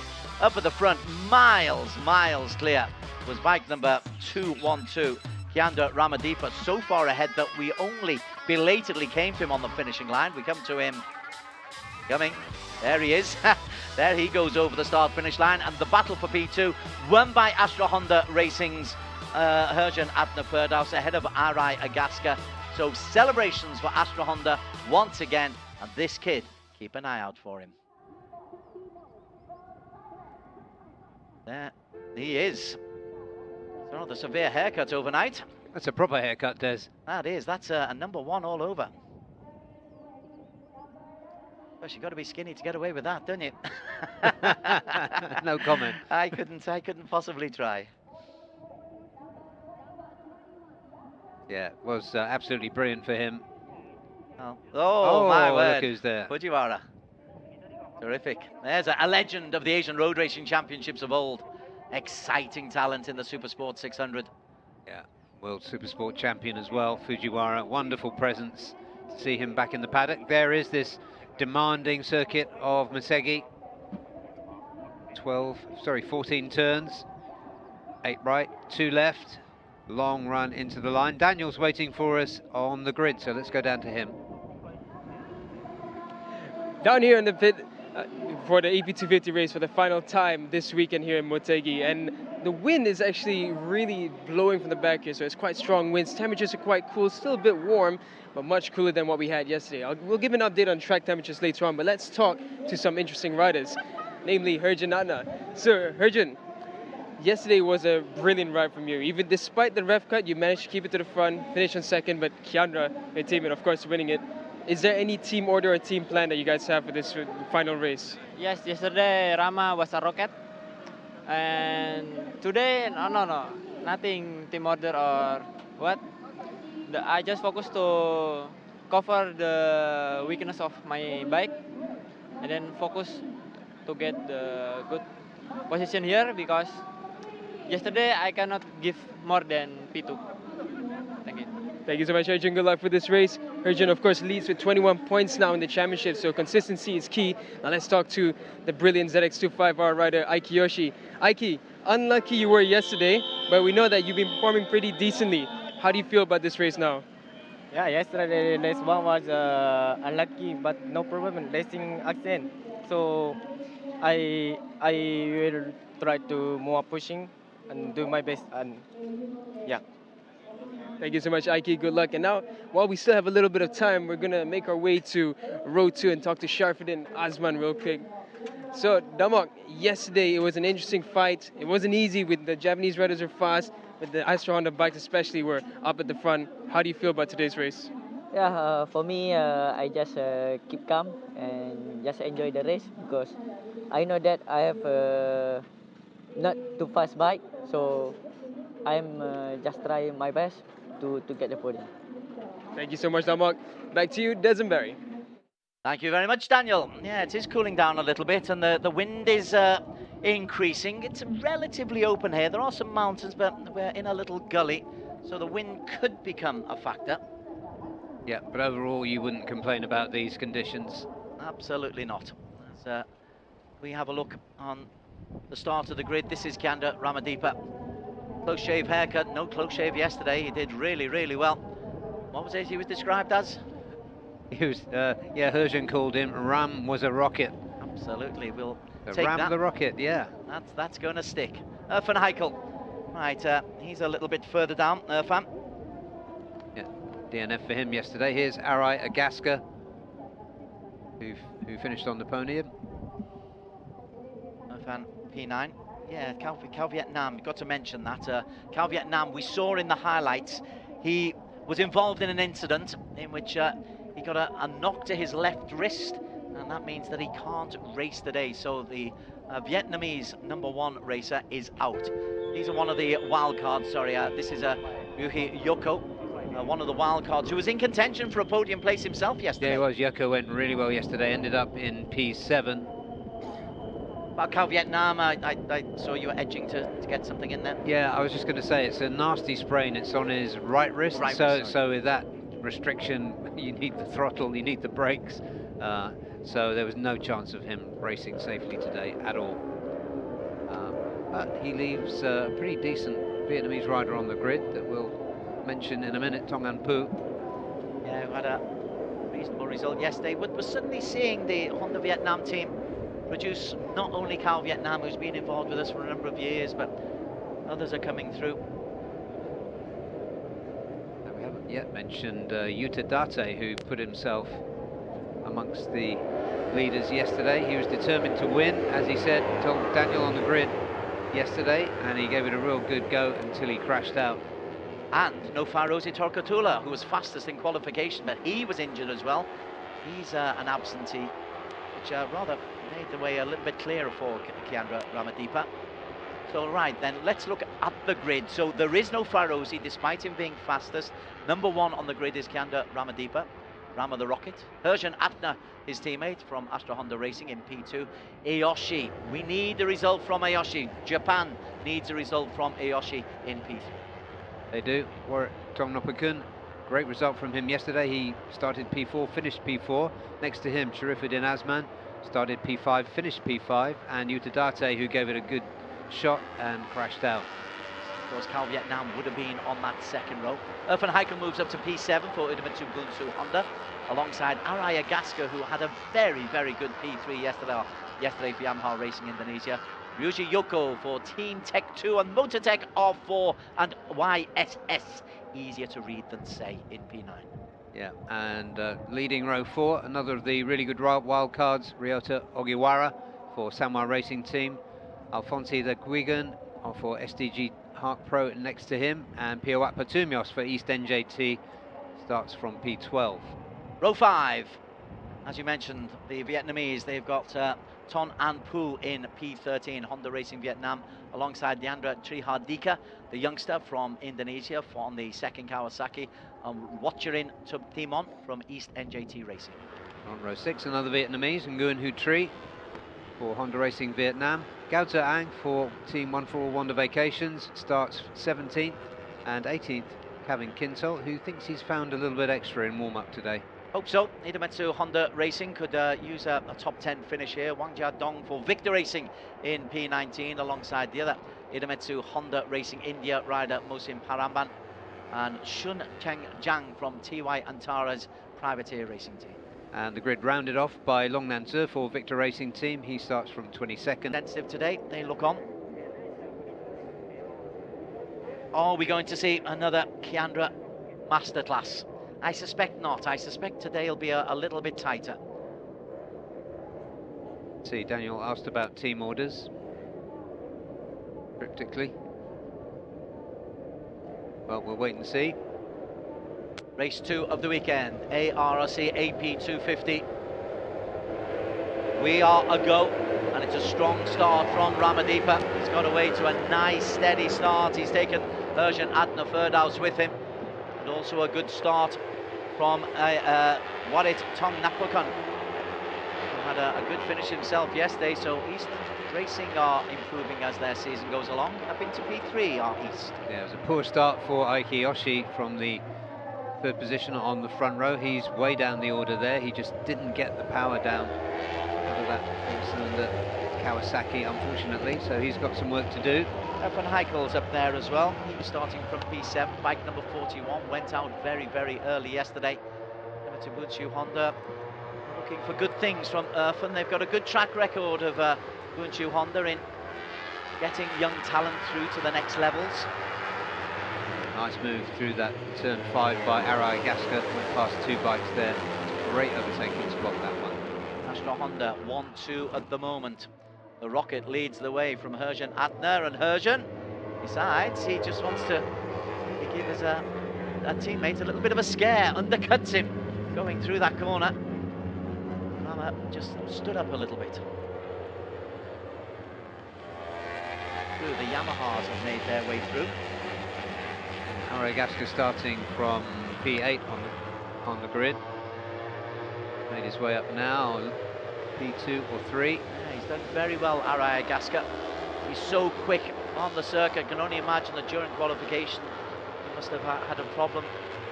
But, forced him to slow down just a little bit. There's the two wild cards towards the back. And with them, Des, is the determined Mr. 110% from yesterday, Yuta Date. He's coming through. He's third into turn 11. 10-lap race as we come towards the tail end of the first of these laps. It's yesterday's race winner, Ramadeepa, Keandra Ramadeepa, leading the way. Not quite having things all his own way just at the moment, and behind him, everyone seems to be just a little bit more circumspect than they were yesterday. It's Keandra who leads from Erjan Adner. Yuta Date has come through, the other of the Yamahas, so Date and Arai Gaska, they are looking very good. How about the Kawasaki of Ayoshi? He's got himself through into P8. Sharafudin in P5. Yeah, after that poor start, Aiki Yoshi making his way back on terms, but there he goes again. Yuta Date trying to muscle his way into P2. Told Daniel on the grid yesterday he was only going for the win. It looks like it's a similar strategy, if you can call it that, today. Date's looked like he was in the lead, then he was edged out because Arai pushed a little bit too much. You leave the braking too late on that final turn, or sorry, on that slope down, and you're in trouble. Yeah, a few places sacrificed there by Arai Gaska. Aiki Yoshi, it's a good one to watch. Look at the speed he takes through. Date's having a real dart at this. He's having a real go. He was taken out. He didn't make a mistake yesterday. He was taken out because Cao Vietnam fell in front of him. And Date had nowhere to go. This time, he's trying to make sure nobody's in front of him. Also a good strategy. A lot of riders running wide. The exit to that turn. Erjan Adner, Sharafudin. Reckons his bike is a little bit underpowered. Well, he'll be hoping to stay with those front three. It's Date, 64, on the Yamaha. Sharafudin in P4 at the moment as they come down the hill. Bit of a procession. Erjan Adner, 46, has a little look on the inside. And Keandra also there, slides that back wheel out. He's only a tiny fella. To have that confidence and control, to control that back wheel on these AP 250s, that's real confidence from the young fella. Yeah, you were right about this being a closer race, not such an easy escape for Ram the Rocket this time. The Rocket is jammed, but he's still leading, but by minuscule number of seconds. Look at that. Between P1 and P8, 0.8 of a second. The Kawasaki's are back in it as well. Ayoshi is right back in there. 2 Hondas, 3 Hondas in the front 5, 2 Yamahas, and then Van Heichel's also making a decent fist of things in P7. And you mentioned the Vietnamese are coming. Yun Ton and Phu, bike number 19. Happily just in the middle of that pack in P8. Yeah, another good ride from the young Vietnamese so far. Vietnamese is bike number 19, just going through this left-hand corner, just maybe losing a little bit of ground on the straight there. Ramadipa, Kawasaki with Aoshi, who had a P2 Aoshi in Buriram and a P4 in Zhuhai. Sorry, P5 in Zhuhai. Date shuffled back to about 5th at the moment. Virgin holding on to a lead. This is Underbone-esque, isn't it? There's so much changing going on out there. And Aiki Aoshi up there on the Kawasaki as well. Honda, Yamaha, Kawasaki, Yamaha. 27, Warwick goes through. He's just posted a 2:09.4, which is the fastest lap of the race so far. Yeah, great race for him yesterday to come in P4 and keep Surifudim behind him. Warwick's had a good season, but how to get the better of the Astra Honda. It was such a supreme season in this category for Astra Honda Racing of Indonesia. Last season they took 1, 2, 3 in the overall championship standings. 2 of their racers went up to Supersport 600, but the next group, Erjan Atner is the only survivor from last season, but the next group, which includes Ramadipa, who is still in the front 3 as they come over the start-finish line. Araya Gaska leads the way. People are being forced wide on these hairpins. There's an example of it. Araya Gaska accelerates through and then just can't hold it around this double hairpin. It's a 2-cornered hairpin, isn't it? Yeah, I think that looked like a little calm down hand signal from Hergen then. Down. Yes, that's not going to work out here. Particularly when it's this congested. Again, this has the feel of an Underbone, of jockeying for position, trying to make sure you're in contention, coming into the last 2 laps. Warwick is there. Or can see Pirwat Patunios as well, one of your Thai friends, being a little bit out of sorts, but he's not too far behind. Less than 2 seconds separating 1 from 13. Yeah, Van Heikel keeping his nose there, in with a shout. The number 41 for Idemitsu Bunsu Honda. Astra Hondas have come closer to just knocking each other a couple of times coming up the hill. Erjan Atner, 46, leads the way. He is the championship leader, 21 points clear of Kiara Ramadipa. As kind of reminded him, actually, Herjan, in the pre-race interviews. Date very aggressive there. Really good corner speed. Van Heikel forced to stand up a little bit. There's the procession. It's a very fast procession. Warwick looking for company. He doesn't have to look very far. So what line do you take down this hill? How late can you leave your braking? Well, that time Herjan looks like he's got it. He can lean in, but he's been forced a little bit wide. That leads you to this double left-hander, which is a deceptively long one. Yeah, looking at it from above yesterday, that's as you say, there's a deceptively long straight. Come through. It will be 6 laps to go. It's still Astra Honda, 1, 2. Kawasaki very much in there. Where's Yuta Date? He's down there as well in P5. So the 2 Kawasaki's really giving this, sorry, the Kawasaki and the 2 Yamahas really giving Astra Honda a race today. Yeah, again, chatting with Aiki Aoshi on this 4-cylinder Kawasaki, the first time we've seen it in AP 250s this year. He feels as though he's got the key of how to ride this machine with its extra top-end power, its lower torque and its extra weight. It is a challenge, he says, but I think he's just about cracked it. Well, he's had 2 did-not finishers, 2 DNFs. He needs to be finishing. He needs to be accumulating points. That will be the only problem for him. Yoshi still looking for his bike from a couple of seasons ago in Sugo. Yes. For those who follow the ARRC, history of Ayoshi's missing bike. And he's into the lead. knows we're talking about him. Certainly not missing there, very much front and centre. 3 places he's made up, and he's got Herjun behind him, Arayagaska, so Kawasaki, Honda. Change that sentence. Yes, Arai's nice and aggressive into that corner as well. Again, he's going to be a fine racer. We do pick up some great young talent on the ARRC. For obvious reasons, they disappear onto World Championships. They do come back very often. We saw that Hiroki Ono in the TVS one make earlier on. Made in Asia, went to the world, has come back to Asia. Is Arai of that ilk? Is Ramadipa of that ilk? Iyoshi, very much part of the ARC. Bike number 37.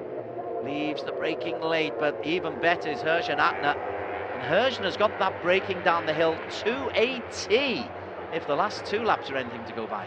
Probably a bit cheeky trying to get up inside him as well, in the shape of Arai. Of course it is. Confident. Back of that group, this is a good performance there from Alfonsi the Guigan. Hanging on in there in P13, 2 seconds down on the race leaders. We come through with 5 laps to go.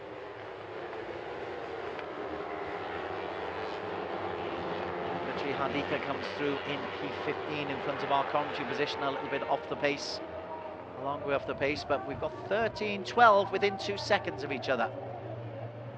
Behind them, Yoko, Hutri, Tri Hardika. 12 in that pack is another of the wild cards, Ryota Ogiwara, very much a local boy.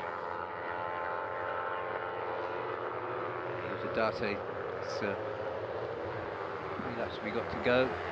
4.5. 4.5 laps to go. Date is getting into the point of the race where he might just descend it and bid to take a win, or at least get a podium in this AP250. But it's so congested, I'm not sure anyone's going to be able to get away. Date just following his teammate, Arai Agaska. I'm loving the aggression of Arai Agaska as he proves that once again, takes a lovely tight line through that left-hander. These S-curves going away up the hill. Feature of Japanese circuits. The undulations, doesn't really tell the undulations until you're actually here and until we also see the camera at the end of the long straight. Well, the next camera that we will come to. Yeah, and the banking on some of these turns as well. Over the brow of the hill, and there you can see there's a drop, 30 meters I think it is from floor to height. Go down that 30 meters, and again Herjun, 3 times in a row he's nailed that corner. Yeah, good work. He's one of the more experienced riders now. He was superb last season and unlucky at the end not to take the championship against his teammate Reza Danica, who we'll be seeing in the next race. That's interesting. Arai Agaska, bike number 38. Although Herjun nailed the corner 11, the next 2 corners belong to Arai, and his aggression is paying off here. Arai Agaska got a P3 yesterday, a photo finish denied him a P2, but a good P3 yesterday for Arai. Add to a P2 that he had in race number 1 in Buriram, and this is a young kid to look out for. He's a Lombok boy, isn't he, Arai? Yes, I think he is, yeah. So he's got his home race coming up next. Last time it was Underbones. Came from heaven and snatched a P1. Remarkable, wasn't it? By 1,000th of a second from Nazrul Izzat. That was a classic. Of course, for other reasons for ARC aficionados, but there was some great racing there as well. We're back there next on the calendar, but now our focus is very much on here, and Herjun Atner says to Arai, anything you can do, cheeky chappy, I can do equally well. Yeah, Kiyoshi looking confident too there in P3, where he's stayed for a while, but he looks like he's got good pace. Utadate is just going to take that P3 away from him. Well, they're getting the board out here for the Kawasaki. Aiki Iyoshi seem to pick up in the lime green. Well, a clash there, orange and green. I'm not sure if it was that well, but the lime green is easy to pick up. And then alongside him, Ryota Ogiwara has eased himself into a position where he can challenge the front men. And look at that, Ramadeepa just being forced to play an also-ran role here. Into P5 is the second of the Astra Hondas, but it's Erjan Atner once again. He led at this stage at the end of the previous lap, lost on this left-hander to Araya Gaska. This time he's been able to hold on to it. I'm just feeling like there's rehearsal after rehearsal, because once we come on to the final 2 laps, that's when this is going to get very interesting. And is there a drag down that main straight, Barry Russell? Yeah, I think there is. And the thing about looking at Arai and Herjan is that Arai is about half the size of Herjan Atner, and that's going to help him on the way in. Garafudim has been dropped down to P8, a little bit down, and we've got our first casualty. It's Ryuji Yoko, one of the wild cards. He is out. It doesn't affect the championship, but it's a blow to the ego of Yoko. Green back into P3. So we've got blue, red and green. We've got the Victor Racing blue of Yuta Date, Mr. 110% just behind him. Date goes very, very wide there. Arai is through as we go up into the countryside, under the bridge for the first time. Right, let's have a little look at Kevin Quintal. Sadly, for India, he is out of this race, the Idemitsu Honda Racing India. He would have been hoping to try to stay closer to the top 10. Sadly, mechanical problems mean the end of Kevin's race. Probably better to come in the second half of the season for the Indian team. Up at the front, Erjan Atner, 46 for Astra Honda Racing, leads from Araya Gaska. It's probably been the star turn so far. Probably had the most publicity, but there's still any one of the first 6, 7, 8 to take this one. Yeah, there's something about his aggression that demands your attention, Araya Gaska. Ironically, he's the one who's bullied out of that one by Ogiwara. Right, we're now coming to the business end of this race. Final 2 laps once we come round this corner. And it is Ramadeepa who has decided, okay, enough of this playing as an also-ran. I am going to be leading going into the business end of this race. Ramadeepa leads. Alongside him, Ogiwara, Erjan Atner and Yuta Date. So it's Astra Honda and the 2 Japanese. Notes up the ready. Nothing those guys in the pit lane can do.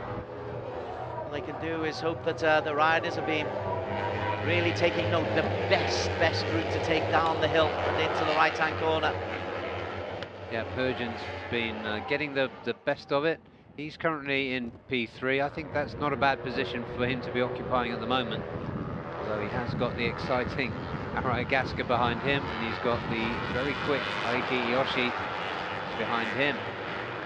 First time to the countryside, yes, for the penultimate time. And for the first time, we're getting a little bit of daylight between the top 6 and the rest. So Iyoshi, Sharafuddin Azman is just being dropped, as is Tonampu, as is Irfan Haikal and Pirwa Patumyos. The front 6 are getting clear. Iyoshi, Arai, Date, Herjan, Ogiwara, Ramadeepa. 3 Hondas, 2 Yamaha and a Kawasaki. Yesterday's race winner, is leading the way. Yeah, it's 5-way fight for the podium by the look of it. Ramadeepa, he took the initiative early, coming out of the penultimate time, out of turn 14. I think he was probably hoping to escape. Ogiwara, Arai, lurks at the back. But Ramadeepa, so impressive yesterday, leading and increasing his lead as everybody else raced. Now he's looking impressive. That was a lovely line to take through. He's a slip of a lad. Look at his hair, that would have taken a couple of ounces off the weight. Anything to help. And he's leading coming into the final lap. 2-1-2, the youngster from Indonesia. Ramadeepa leads Ogiwara. Persian at the third. Keep a close eye out on Arai Agaska and Yuta Date. This is a race. This is going to be a lot of fun. This final 4.5 kilometers. Yeah, Ogiwara's found some pace today. He was a few seconds back at yesterday's finish. He did come in P6. Yeah, he made that mistake though as well, so he wasn't far off. But he's better today, and he's right on the coattail. Arai Agaska, where's he? He's dropped down a little bit. Date is getting the better of him. Aoshi is forced to stand up. Aoshi will lose a little bit of momentum coming into the tunnel for the final time. That tunnel for the final time. There is one more tunnel to negotiate. And Ramadeepa, he was teasing us, Barry Russell. Yeah, Ram has switched on the rockets, I think, for this final lap. Oh, this is terrific from Ramadeepa if he can go away up the hill. If you're coming over the brow of the hill with a substantial lead, it's... Oh, a real loss there. That was Arai Agaska. Unfortunate too for Aiki Aoshi, who lost a lot. Great recovery from Arai, to be fair. It was, but that puts Aiki Aoshi out of contention for the podium as well. So Ramadeepa leads coming over the brow of the hill. He's got Herjan Atna, who has negotiated this final turn, or this turn into 11, beautifully. Ramadeepa looking for back-to-back wins. Herjan again does it superbly, but loses it. And that will mean Ramadeepa will have the lead. Herjan Atna loses the front end. Ramadeepa will come through, looking for back-to-back wins. Ogiwara is there, the round victory corner. And there is Kiandra Ramadeepa. Back-to-back wins for him. Ogiwara in P2. Date will take 3. 2 wildcards on the podium, and a mistake that you just wouldn't have expected from Herjan Atna at turn 11. There he is. Desperately trying to finish. Arai Agaska, his mistake on the last lap means that he comes in P4. Aoshi in 5. Sharafuddin benefits. Comes up a place into P6. Ampu in 7 and Piawat in 8. And there's a look of shock on your face there, Barry Russell. Well, it's not so much shock, it's just registering that Yuta Date is riding for Victor Racing, and we got Victor Racing back on the podium, and that is a story. A Victor, kind of a victory for Victor Racing in P3. There he is, bike number 64 comes through, and there is Herjan Atna, now the championship leader, led by 21 points, will lose his championship lead as a result of that error. We will have a new championship lead, and there he is. He looked like he'd done it right, as he had done so many times before, Barry Russell. Yeah, just thought he'd taken the position away, but he was pushing too hard. Just remember, it's downhill.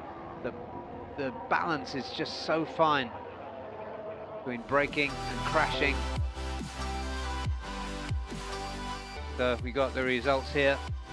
Kiandra Ramadeepa wins it in the end, 3/10 clear of Ryota Ogiwara. It's much closer than yesterday. Yuta Date, as you say, as you quite rightly say, Victor Racing team. They are such supporters, they are RC. It's brilliant to see them on the podium, 5/10 down on the winner. Arai Agaska loved his performance. We'll see plenty from this fella. Arai Agaska Dibani Laksana for Yamaha Racing Indonesia. 1.2 seconds down. A last lap error cost him and also took Aoshi out of the podium reckoning. 2 seconds down for him. Sharafuddin Azman, as we said, the Idemitsu Bunchi Honda, a little bit underpowered in comparison to the others this weekend. He's down in P6 again.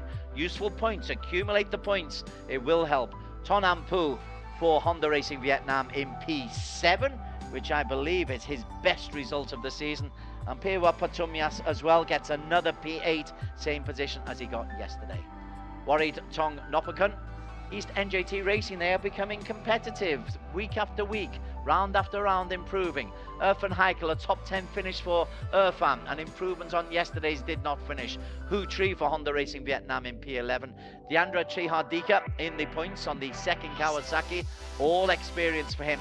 Team 1 for All's Gabji Yang in P13. Wang Jiadong from Victor Racing Team, so points also for both Victor bikes. And Marcus Soba who started right at the very back. We didn't see him really in the highlights in P15. No points for Wacharin for East NJT Racing, for Mosin Paramban, for Leong Nangtse, nor for Herjan Atna, nor for Alfonsi Dakigam, nor for Yoko, who went out, nor for Kevin Quintal, who also did not finish. Well, that was a race, Barry Russell. That was a race. Kiandra Ramadeepa taking it as we give TY Antares Racing Team their moment in the spotlight as well. Shen Chanjiang, once again, will have enjoyed his time out on the circuit.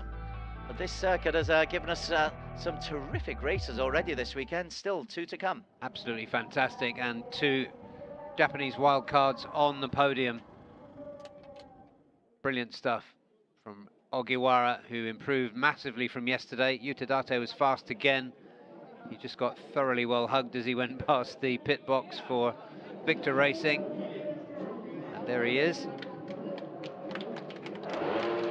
But no question about the deservedness of the win of Mohamed Kiandra Ramadeepa. Brilliant performance from him.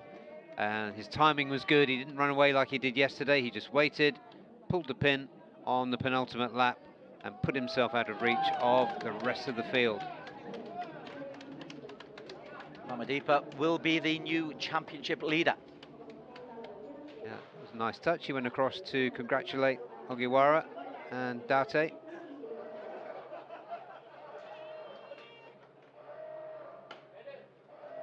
This is the ground in gratitude and supplication. What a weekend for him. Young fella, start of his career. I knew they were confident with him in the Astra Honda team when they spoke about him last year. They said, we've got this young fella coming through. We're not worried about Razor moving up. We're not worried about losing 2 athletes up into the Supersport 600 because we've got this young man coming on. And already he is producing the goods.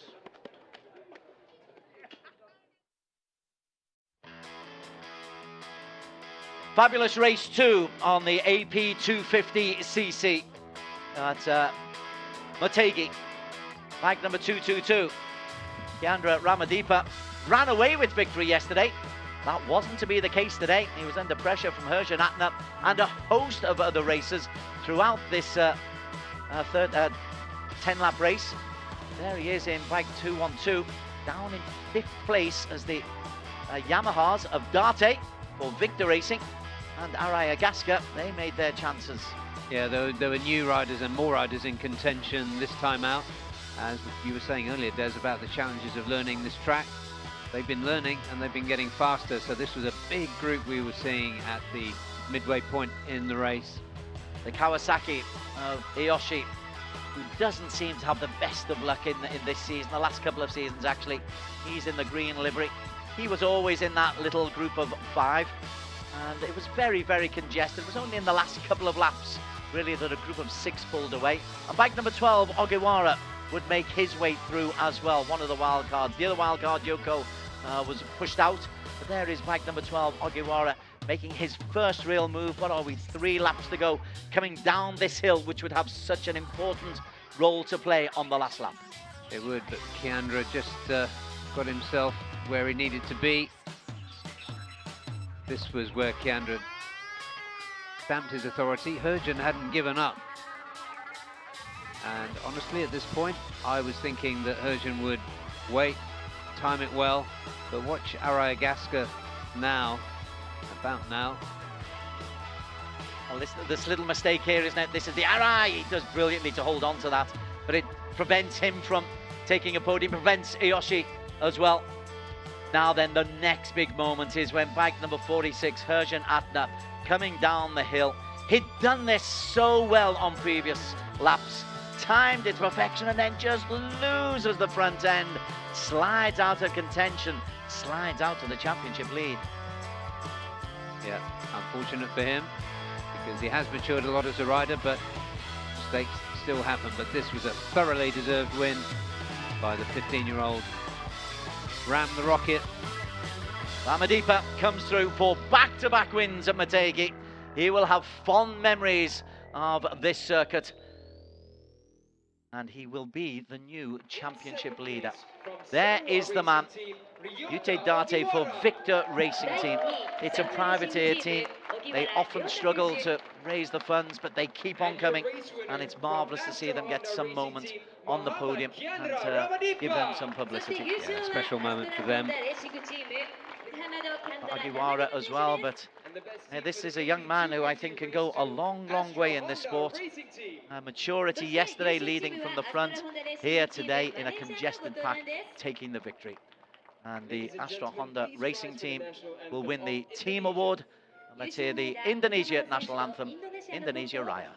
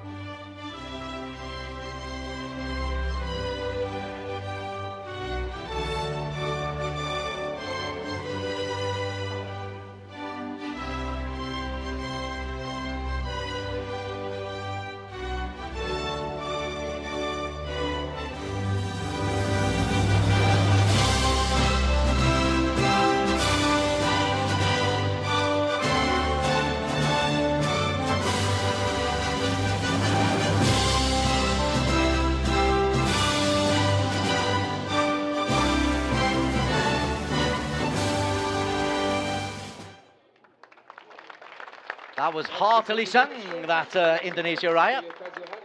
It certainly was. Awards for this AP 250 race being handed out by Mr. Kazu Handa, the Deputy General Manager, Lubricants Department of the Idemitsu Kosan Company Limited. In third place from Japan, Had a couple of green tea with him. Date. Hospitality earlier on. Very much enjoying the race and was hoping to be able to award prizes to Japanese racers, and so his wish has come true. Two of them, in fact, both wildcards. Date for Victor Racing. This was a nice performance as well by Agiwara. Sanwa Racing Team. Keep a note of this name, Yandra Ramadipa, or Astra Honda Racing.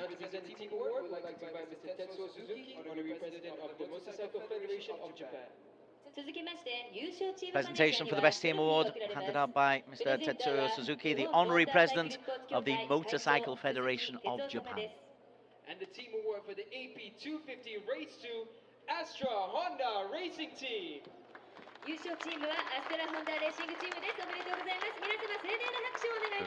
Big addition to the enormous list of team awards accepted by Astra Honda. Ladies and gentlemen, a Kiandra, thankfully, he's on the top level of that podium. One so young, one so light, one so talented. In the lead of the overall championship already. One or two clouds for the first time here of Motegi. That's the backdrop for Kiandra Ramadipa taking the lead, 4 points clear of his teammate, the Astra Honda of 77 points, and then we have Sharafuddin Azman, 63 points for him. Again, just accumulating points. That's so important come the end of the season. Keep yourself in contention. Araya Gaska, similarly. Remember, he's still only a teenager. He's got his home race coming up next.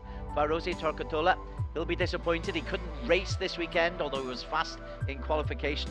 Yamaha Racing Indonesia, though, will still be hopeful that he and Arai have got plenty to offer. Warit Tong Nopakun from East NJT Racing, another very good day at the office for East NJT. Aiki Ayoshi pushed back. Gosh, he lost out to Warit in the run-in. I didn't catch that one in the commentary. Motul Sniper Mantec Racing, another frustrating day in Japan for Aoshi. And Pierre Patumyos for East NJT Racing on 36 points in 8th place.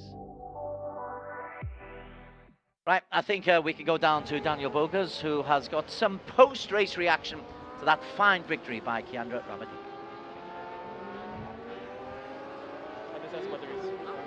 So Ogiwara, what a fantastic victory that was yesterday. A slight mistake, and you couldn't make it on the podium, but this time around there was no error. You managed to finish fantastically in second. How was it? Yeah, today was a very tough race. So, yeah, every rider too many contact, sliding, very difficult. But I'm so happy to podium. Yeah, thank you for my team and Sanwa and Tekutsu, Fujiwara-san. Thank you for all my sponsors. Thank you. Thank you so much. Congratulations. Fantastic race. And now for the race winner, Kiandra Ramadipo is just taking a photo with the Academy riders for the pocket bike races that go around here in Motegi. We're going to try and grab him real quick. Just going to grab a quick photo. The current future generation Kiandra with the next future generations of Japan there. Let's get Kiandra in. Kiandra, yesterday victory, today victory. You are slowly becoming a very tough contender in the AP250 class. How is it? Alhamdulillah di race kedua kali ini saya berhasil mendapatkan kemenangan kembali. Yes, I only give my best performance. Saya tetap sabar di lap awal sampai akhir. Saya hanya berdoa dan terima kasih kepada Astra Honda Racing Team telah mensupport saya dan para sponsor. Terima kasih orang tua saya sudah mendoakan saya. Terima kasih Bos 260 Narendra, Om Didi telah membantu fisik saya. Ya, semoga kemenangan ini bisa berlanjut sampai di seri terakhir Buriram. Saya akan berusaha lebih keras lagi. Ya, selalu doakan saya ya teman-teman. Alhamdulillah. A quick translation there was he was calm from the start of the race and managed to plan it out nicely. And a big thanks to the team, big thanks to family, big thanks to everyone for the support behind. Congratulations, Kiandra. Fantastic race.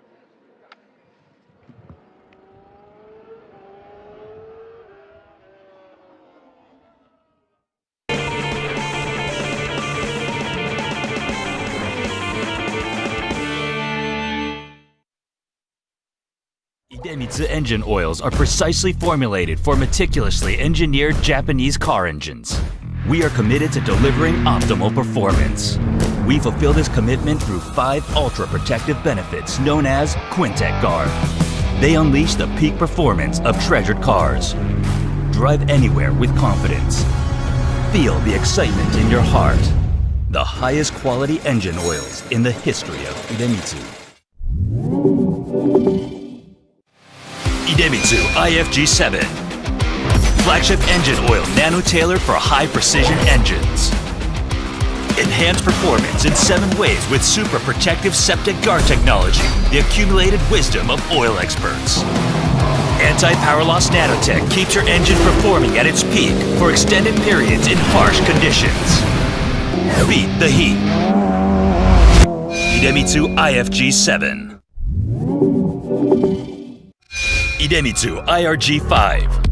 Start like a rocket and shift like silk with super bike proven nano-tailored oil. Ultra protective Quintec Guard technology distills the wisdom of oil experts. 5 protective benefits in harmony unleash the peak performance of your engine. Nano Silky Tech ensures extra smooth upshifting at high RPM. Rocket starts, silky shifts. Idemitsu IRG5.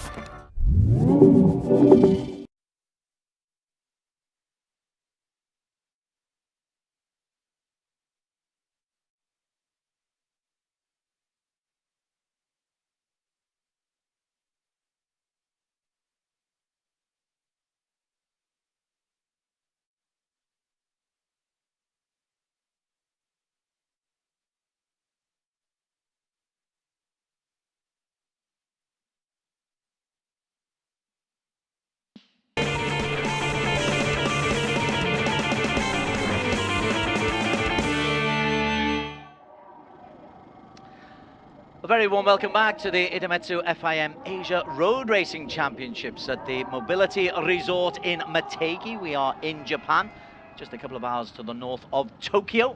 It's a fine international circuit, the ARRC's first visit here. And we have got two excellent races still to come. We've had three excellent races already today. And we're going to be looking at the Super Sports 600cc next, in which Thailand's Apiwat Wongthananon is the overall championship leader. He won yesterday's race, and here's the best of those highlights.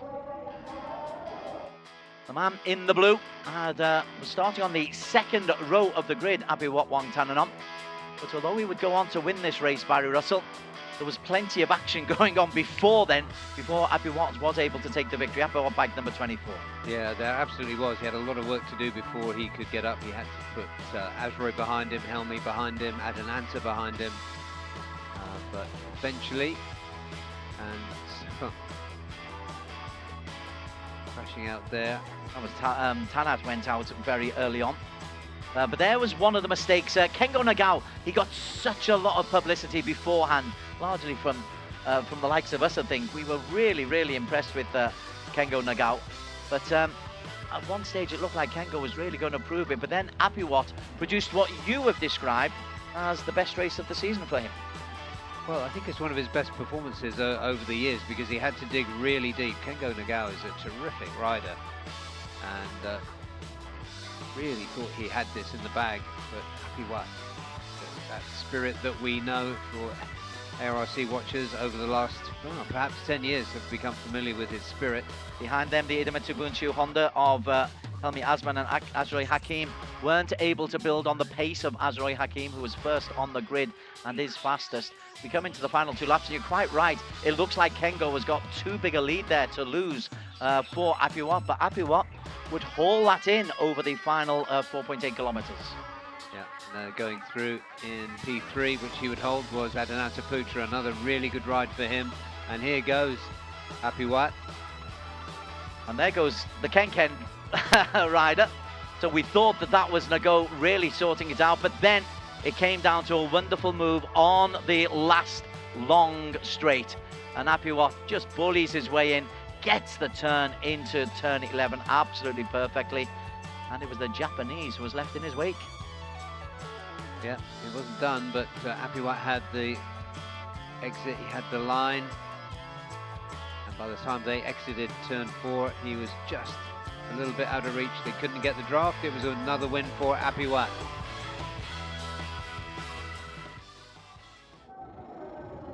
3 wins out of 4 for Apiwat Wongthananon and Yamaha Techni Racing Team Asia. He is by 30 points the leader of this championship. This is the circuit at Motegi, ARRC's first visit here.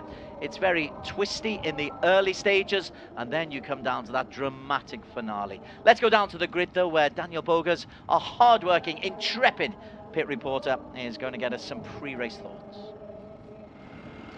Thank you, Desmond Barry. Down here on the grid, one thing I can tell you about racing is nothing is really consistent, but what is consistent is this Motegi win over the weekend. For now, let's have a chat with some of the riders on the grid. First of all, Helmi Asman. So Helmi, the last time on the podium for you, a couple of rounds ago, and this time round, you were just shy of it. How do you feel about Motegi so far? Yes, for me, this circuit is very good, but yesterday race is like very difficult for me because I cannot stop the bike, so I'm lose the podium position for yesterday. So I hope for today is my day.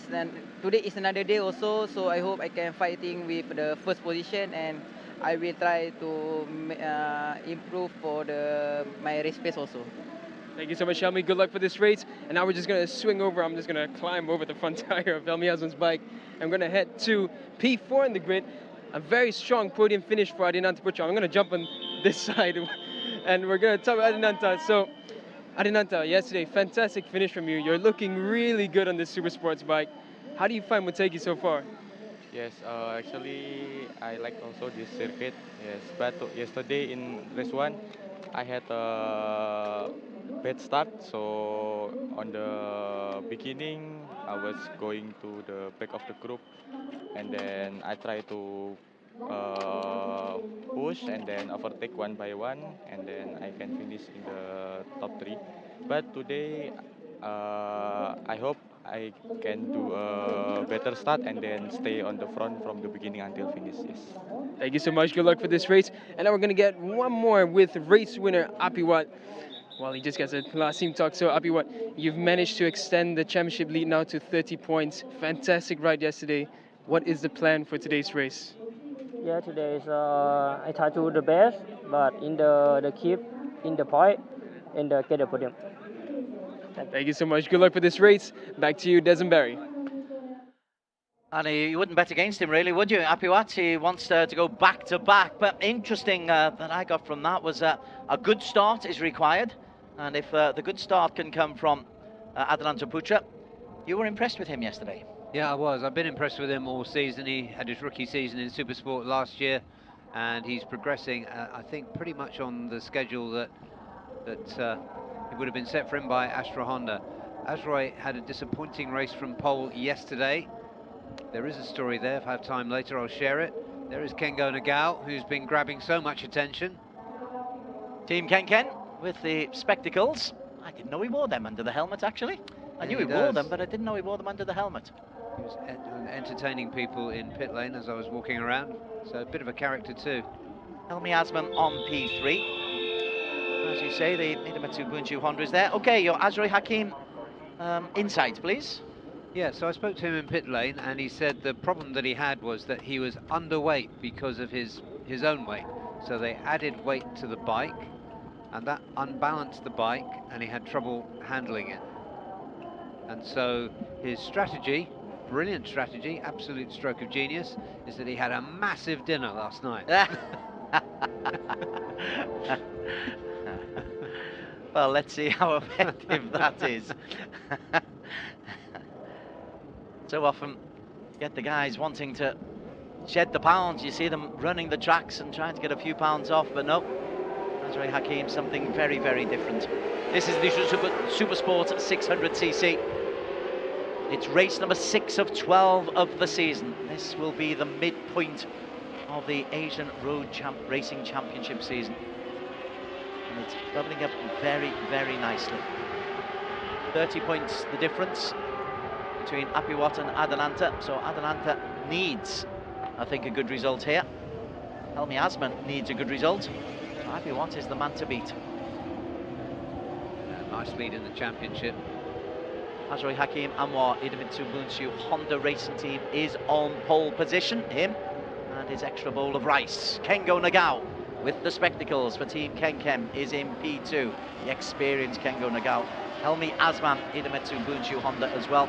He'll be hoping to try and build on 3 podiums so far this season. Plenty of quality on row 2 with Astra Honda's Adelanto Putra. Next to him, yesterday's race winner and championship leader Apiwat Wongtananon, and outside of him, promising Thai rookie Kiatisak Singapong.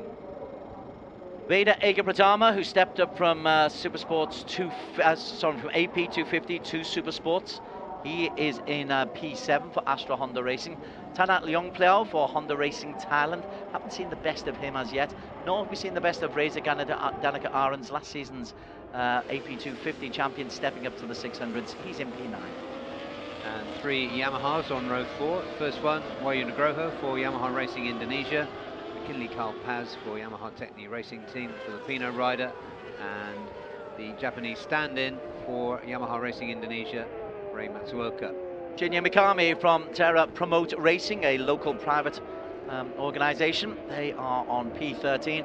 Cha Juntong from Victor Racing, who are still probably celebrating their podium position in the AP 250. Right then, the race control comes down the hill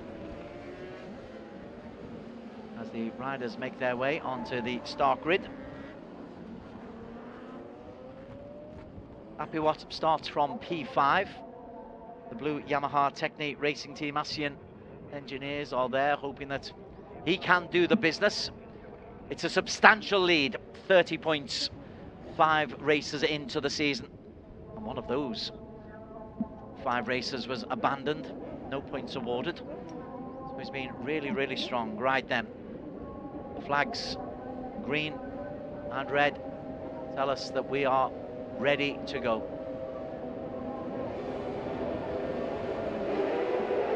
Race number 2 is underway. It's a solid start from both of the Idemitsu Bunchu Hondas, but Kengo Nagao is the man who will just edge into the lead. He took a lovely line into the lead, and it is Kengo Nagao, the experienced Japanese team Kenken, who has the lead. The wild card has taken this away from the Idemitsu Bunchu Hondas. So one of the Astra Hondas, I think it was Adananta, getting right out of shape, but he controlled it. He goes through in P3. What did make his way up to P4 from his P5 start, but is back behind Adananta, who's got the good start that he spoke about. Bike number 21, Adananta Putra. So let's see what difference that makes, because he said he was battling for the first 2 or 3 laps to come back from a long way down to get back competitive. But it's Team Kenken's Kengo Nagao. You can see the job that Apiwat has to do from this shot as well. It's just a few bike lengths off in P1, 2, 3, 4, 5. Out from under the bridge for the first time, up the hill. It's a steady climb up here. No problem for these Super Sports 250s, but you've just got to make sure you get your position right.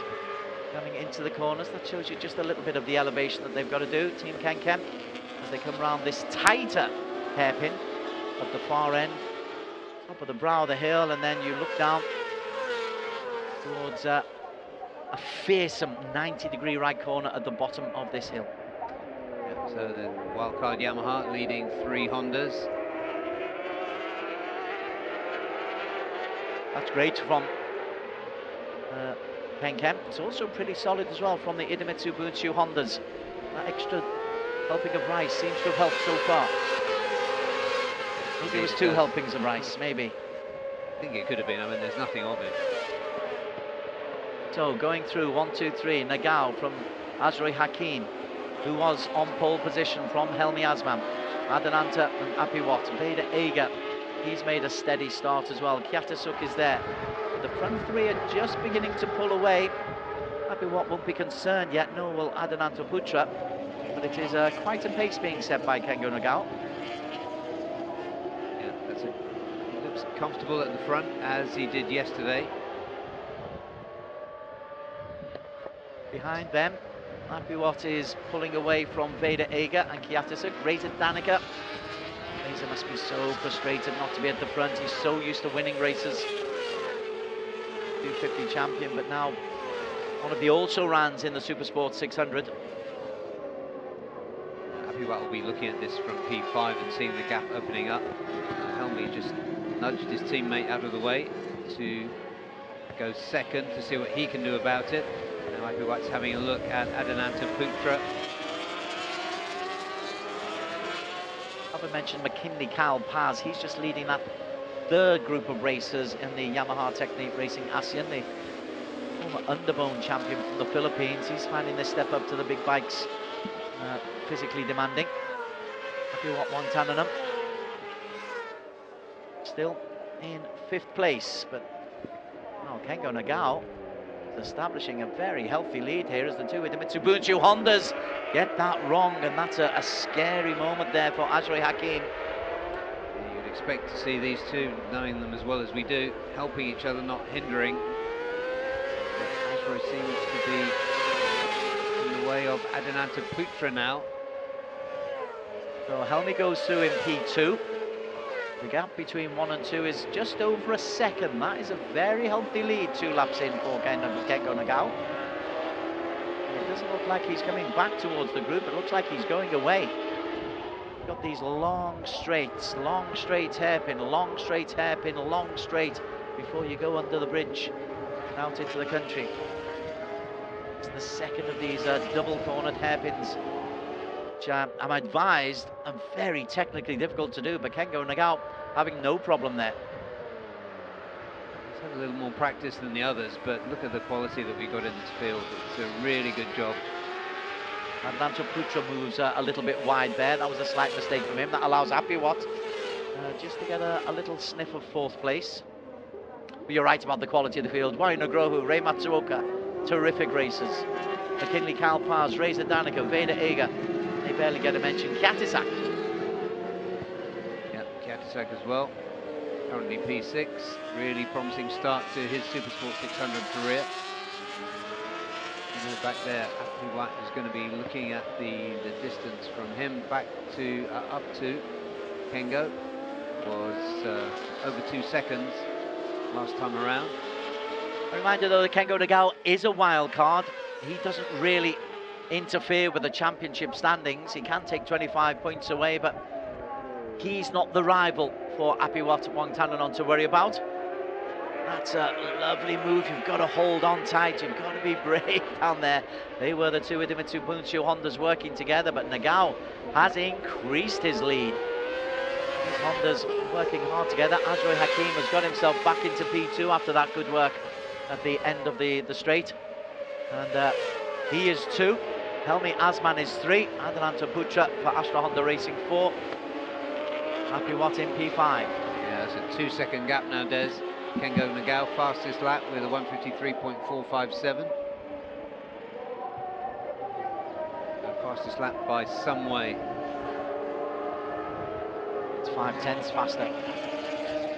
And Azroy Hakim put in a decent last lap to get himself back into P2, but it's Kengo, then a 4, then a 2, then another 2. Butsu Hondas, as you say, it looks like they're racing. This time it's 32 Helmi Asman who goes wide, allows Azroy back into that P2. Wondering if that's team orders, but not this early in the race, not yet surely. That was a pretty firm hand gesture from Helmi to his friend and teammate, oh sorry, from Azroy to Helmi to stay behind him. He thinks he got the best chance of catching up Kengo Nagao at the front. They've got the company of Adelanto Putra right with those two Bunshu Hondas now. Just off them. Battle for P2. There is Adelanto Putra, Astra Honda Racing. He is second in the championship standings. So he'll look to make a little dent into Apiwat Wangtananon. And again, the 3 Hondas go in together. And again, it's difficult for Helmi Asma to hold on. Helmi loses a position there. And Adelanto Putra has gone through into P3. So the Idemitsu Butsu Hondas have been split by the Astra Honda. And there is the Yamaha. Just waiting. Or is he waiting? Is he not able to get past? The lead was 2 seconds. It's now 3.4 seconds. Kengo Nagao is earning the praise that we gave him right the way through. That's phenomenal. He took 1.4 seconds out that time. Best time of 1:53.457. Now Apiwat's through on Helmi, so Helmi is down to P5 right now. Visually you can see that's a hell of a gap. Certainly is.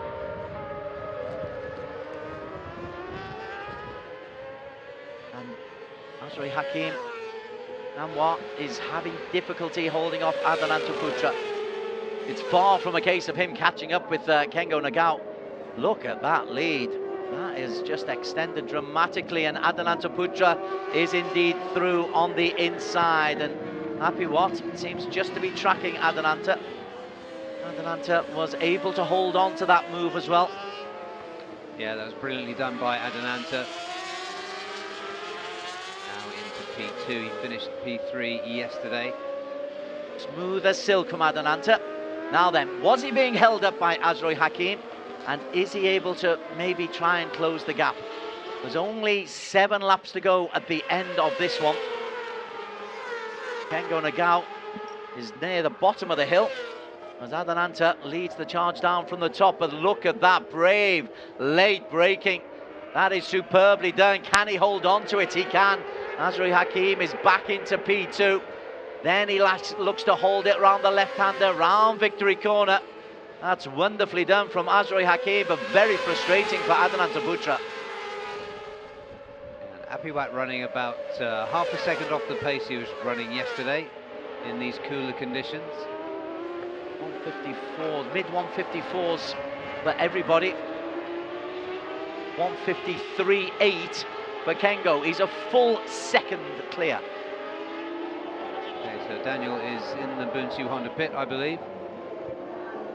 Let's see if we're going to hear from him. Meanwhile, we've got a battle behind this man. Kengo has shown that he really can go. And Daniel is waiting for us in the Bunsu Honda pit. Yesterday we saw Azrai just fall out. We're down here at the Bunsu Honda Racing Garage with Helmi from Bunsu Honda. So yesterday we saw a good fight as well from Azrai and Helmi, but Azrai just losing touch of a podium fight at the end. This time around it's a battle between 4 riders, including the 2 of the Bunsu Honda riders. What do you make of it so far? For this, at this moment, we try to keep podium for both riders. So that's why both riders keep fighting for the current for the race. And this morning we did some change on Azrai bike. You can see yesterday race 1 was a little bit struggle for Azrai. And yeah, we hope both riders will improve and did a good job for race 2. Thank you so much, Mr. Helmi. Back to you, Desmond. Insights from inside. There's a danger of them not being on the podium at all, though. They say they're looking for both on the podium. But they're running 2nd and 5th at the moment, the Idemitsu Bunsu Hondas. Although, to be fair, Azrai Hakim is showing some of the pace that he had in qualification, but he's got Apiwat Wangtanan on full company. And Apiwat is moving up. He's now in podium position, the championship leader. It's ominous the way Apiwat is able to do this. And again, Kengo Nagao, although it's mighty impressive, although the lead is close to 5 seconds, he's actually a wild card, so doesn't really come into the championship equations. And Apiwat doesn't have to worry about him. He just has to make sure that the likes of Adelanta, Helmi, even McKinley Kalpaz are just kept at a distance. Yeah, what he wants and what he's going for right now on track, though he's not going to make it this time around, is to get himself into P2 behind Kengo, so that everybody else is disadvantaged. Because unless anything dramatic changes, Kengo will be taking away the big points today. Apiwat can get in front of Azrai. That'll be good for his championship. Not quite sure what to make of Azrai today. He's obviously very, very quick, but he has been overtaken a couple of times by Helmi Azman earlier on in the race. He's not been able to make an impression on Kengo Nagao. Yeah, what has the fastest lap so far today? Oh no, sorry, he doesn't. No, that's Kengo by quite. Yeah, that's with Kengo, yeah. But apart from Kengo, he was in a different race actually. He's in a different prefecture. Long way ahead, but that's good. I tell you what, he's taken this corner wonderfully well as Azrai Hakim Anwar. And that enables him to get a good drive out to turn 14, 12 and 13 of the left-handers. And also sparking a comeback is Helmi Azman. What are we there? Again, actually high 154s this time. Helmi a 154.3, Azrai a 154.3.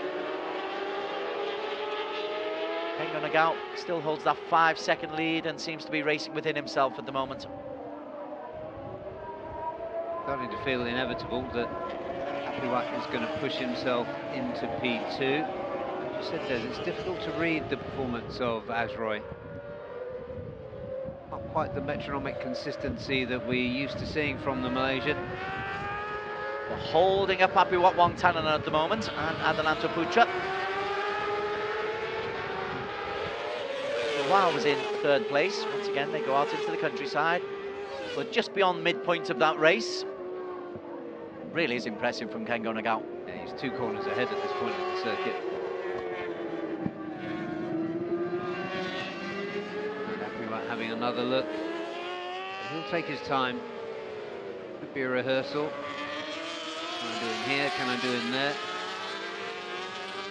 Those 4 very tightly bunched up.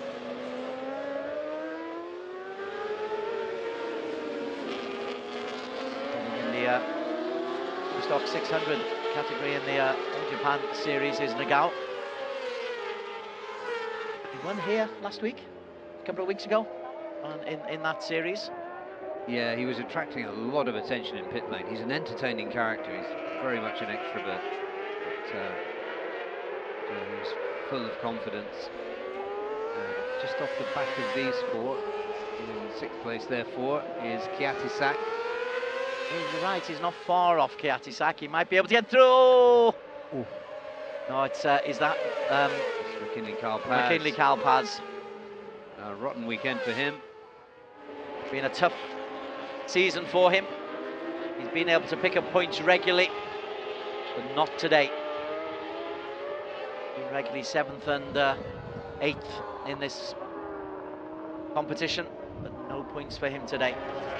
The other Yamaha still happily in P3. Yeah, and just about at every corner, Apiwat is having a look up the inside. He knows exactly when and where he's going to make his move. Still 4 laps to go, 3 after this one. But why isn't he making his move? That would be the question. Azroy Hakim, is Azroy relatively comfortable under that pressure, just unable to pull away? Oh, Adelantaputra goes on the inside. That is a wonderful piece of improvisation by Adelantaputra. Yeah, he might tarried too long on that occasion, I think. Oh, but he is going to snap back. You would expect nothing else. Fantastic. And it wasn't after you, Claude, it was I am taking this corner. Adelanta taken by Apiwat Wangtananon. Yeah, so not that he needs to wake up, but something like a wake-up call there for Apiwat. If he's going to go for this P2, then he needs to get on with it. Oh, twitch there under braking, making all sorts of shapes. Adelanta went wide. And that's lost him a place there to Helmi. So he's lost 2 places inside half a lap. Still Azroy Hakim Anwar. Remember, he was quickest in qualification. Remember, he's had that extra bowl of rice to eat. There's all of these things that are the factor. And Apiwat Wangtananon hasn't as yet been able to make the impact. The lead for Kengo Nagao is increasing. It's 5.4 seconds. Barring a disaster, Kengo has a wild card, will take this victory. You can see wild cards going well, but wild card wins are not so usual. Second for him yesterday. Right, looking again as he has done almost every time up the end, but he hasn't quite got the pull to get past there. Adelantaputra is back on the inside. Nicely done for Helmi Asman. Just seems a little bit underpowered in comparison with the others, Helmi. This time Kengo is on rails. Again, these are the pace is mid 154s, and Kengo is going away. Kengo lapping 153.4 is the best. Only 2 laps have been inside 154. Hakim, the other one with that, would suggest Azroy does have the pace to hold off Apiwat Wangtananon. I do believe that the gap back to Kiatisak is shrinking, but that is Veda Ega Pratamod down in the gravel. Veda Ega, a casualty. Another step on the learning curve for the brilliant young Indonesian. But again, Azroy holds on. I'm not saying comfortably. It's a difficult group to read, isn't it, Des? It really is. You feel that Apiwat. I'm with you. You suspect that Apiwat is inevitably going to take it. But Azroy Hakim Anwar on that Honda does seem to have the straight line speed. Super Sport 600cc. We're into the final 2 laps. We're focused on the battle for P2. Azroy Hakim Anwar holding off Apiwat Wangtananon and Adelantaputra. Japan leading, Malaysia, Thailand and Indonesia trying to come through on the inside. Apiwat is pushed wide, and once again Adelantaputra has taken that inside line and has taken a position off Apiwat Wangtananon, second time. Yeah, and that's not easily done. He's such a tough competitor, Apiwat. This says a lot about the development of Adananta Putra. Got the aggression as well as the speed now and the confidence to run on these bigger machines. But what we can expect is Apiwat to try to strike back relatively early. Because Adananta is the closest to him in the overall championship standings. There you go. There you go. Didn't even have the decency to let you finish your sentence, Des. What that does, as they're racing away, it meant that Azroy had a temporary respite from the pressure on him. Azroy can approach the top of the hill. There's a slide there from Adananta. Yeah, he's riding free and loose, Adananta Putra. See what he does this time around on the hill. Yeah, and it's good from Azroy Hakim. He's been incredibly consistent. Real battles have been going on between 3 and 4. In the distance, coming onto the last lap, a full half, a main straight clear of everybody else is Kengo Nagao. Azroy Hakim Anwar 20 leads Apiwat. Adananta Putra would love to get a podium place ahead of Apiwat, and trying to get in there is Helmi Asman. Helmi not being able to get close to the two in front of him, and Kiatisak Singapong, indeed for Honda Thailand, has been able to close in. Yeah, this is good from Azroy. Oh, and that's brilliant again. That time, he put his foot across to say, "You shall not take that space." Yeah. That's, oh, gosh. Yeah, I mean, there are certain riders you know are going to be difficult to pass, difficult to intimidate, and you won't intimidate Apiwat. It's only a leg. I've got another one. In the meantime, Azroy Hakim is still able to go through. Jartan Tong comes through. Only 2 casualties so far, Veda Eger and McKinley Kalpaz. Kengo Nagao a long way clear, over 5 seconds clear this battle. Azroy Hakim, having been in P2 for so long, he will be determined to hold on, but now the pressure is really being ratcheted up. There's Kengo Nagao for Team Kenken. Azroy Hakim tries to hold on. Apiwat has a look down the inside. They'll come up to the brow of the hill.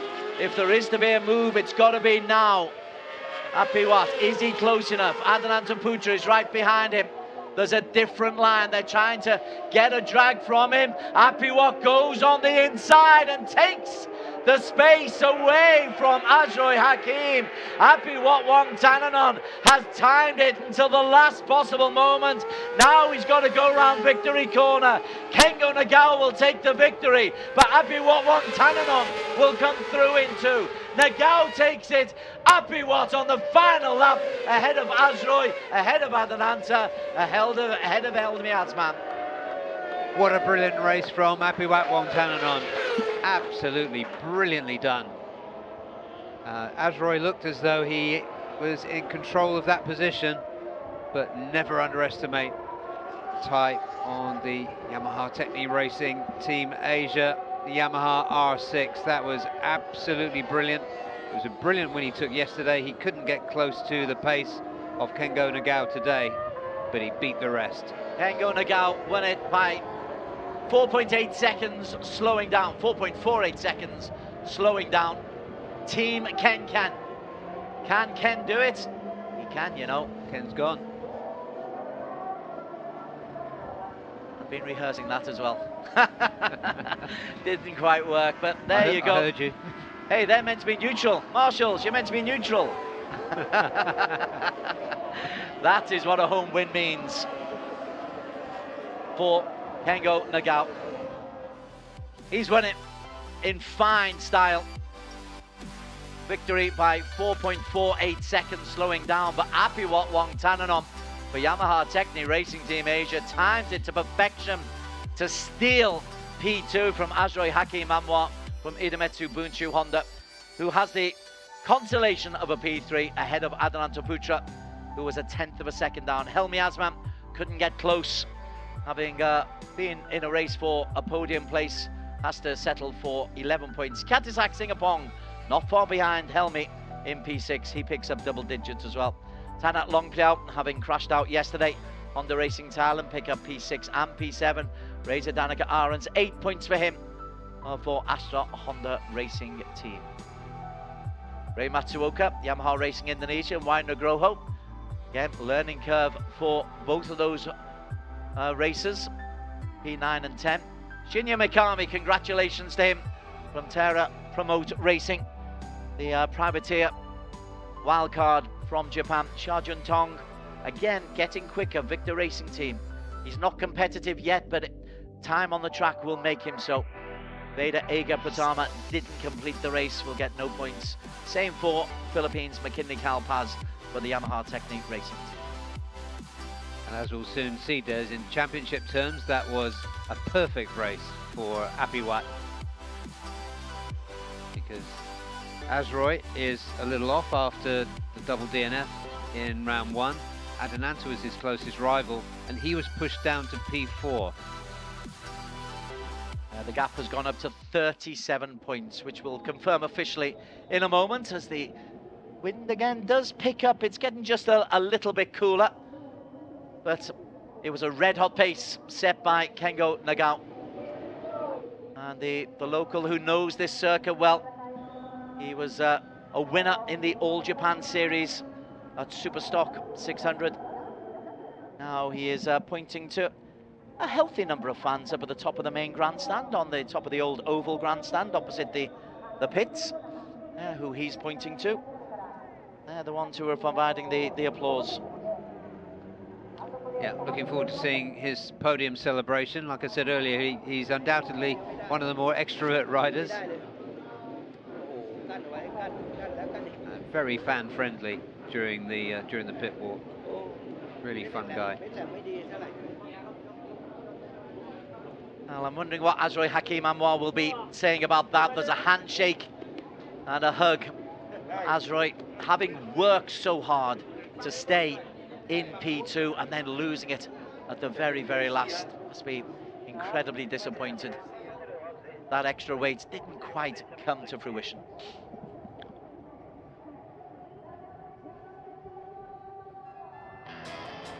Race highlights of race 2 of the round, race 6 of the season of the Supersport 600cc. A look out for number 50, Kengo Nagao. Got off to a great start, was leading by the first corner, and then Barry Russell went away and away and away. Yeah, the two Bunsu Hondas looked much stronger in the early stages than they had before, and trailing at this point was Apiwat Wongtananon, who seemed to be having a problem improving from his P5 start. Adananta Putra was going really strongly all the way through this race. Yeah, the Idemitsu Bunsu Hondas, they were hoping for a double podium. We heard from their team managers in the middle of the race, but then it began to go a little bit pear-shaped. There's the first move in from Apiwat Wongtananon. Yeah, there's the lead. Nagao was always going to lead this. He's already close to 5 seconds up. A battle royale would present itself for the battle for P3 though. Apiwat under pressure from Adananta Putra, who are 1 and 2 in the championship standings, and Adananta Putra, bike number 21, would have great fun. Not so much fun for McKinley Kalpaz, but Adananta goes through, and then Apiwat goes through. They were switching positions like nobody's business. That was a great battle between Adananta and Apiwat, and while that was going on between those two four, well, there was Veda Ed Pratama falling off, but Kiatisak Singapong for Honda Racing Thailand was catching this group as well. It was a good race from him. Here's another of the moments where Apiwat looked like he was going to lose it. Drops down to P4, gets himself back up into P3, onto the final lap. It looks a healthy lead. It was about 10 bike lengths or so for Azroy Hakim Anwar. He'd worked so hard to hold on to P2. He knew Helmi Asman wasn't able to help him, but then coming down the slope on the final time, Apiwat leaves the braking late and holds on as Adananta Putra tries to come through into P3 as well. And that is brilliant work from Apiwat Wongtananon. We hadn't seen him rehearse that, and Azroy Hakim have been really good up until that moment in holding on to the turn, the 90-degree turn at the end of the slope. And there is a P2 for Apiwat, P1 by nearly 5 seconds for Kengo Nagao, but the celebrations belong to Yamaha, and that is a glum Idemitsu Bunchu Honda pit. Bunchu Honda Racing Team, Azroy Hakim Anwar.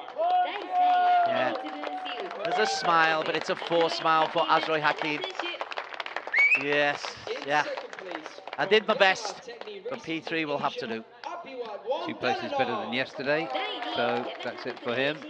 And Apiwat Wongtananon knows very well how good this is for his championship. From Team Ken, Kengo Nagao.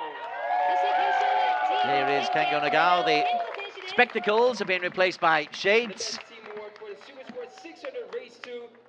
That's just to keep the glare of his personality out of his eyes.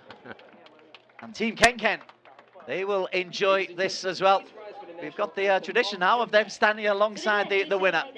And let's have the Japanese national anthem as celebration.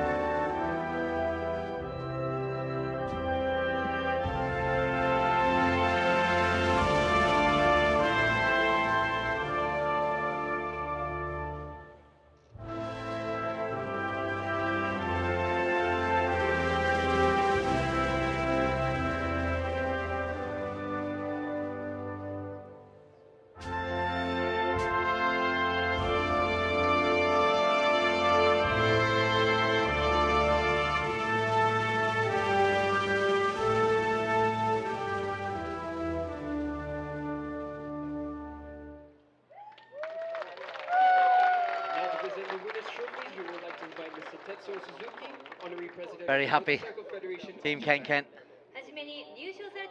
Prizes being handed out by Tetsui Suzuki, Honorary President, Motorcycle Federation of Japan. He'll know all about In third place from Kengo Malaysia, Nagao. Azroy Hakim Anwar. It is a forced smile, isn't it? It's tough for Azroy Hakim Anwar. In second place from Not really Thailand, recovered at all Apiwat from Wongtananon. the 2 DNFs in Buriram. And he's so far off the pace now, but he's got real talent. So is Apiwat Wongtananon, who now has a 1-1-2-1-2 record this season. Only 2 because of a wildcard winner here in Japan. Won't see Kengo Nagao on the rest of the season, but he will go away having accumulated 45 points. Yeah, it sure was good to see him this weekend, though. Absolutely brilliant. Tatsumi Kazai, General Manager and Department Head, Sumitomo Rubber Industries Limited, known to us as Dunlop, to hand out the team award.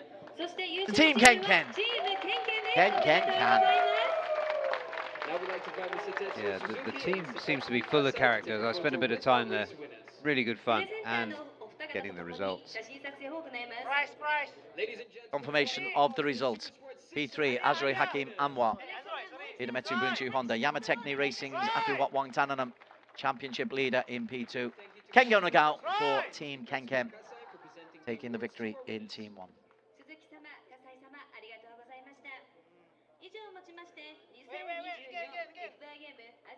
In the overall championship standings, as you've suggested, it increases Apiwat Wongtananon's league to 37 points by my calculations.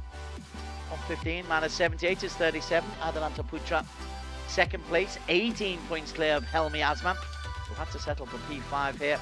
Azroy Hakim on 52. We'll only be hoping that the second half of the season for him, which starts in 7 weeks' time, is a little bit more fortuitous than the first 3 rounds. Yatisak Singapong on 48.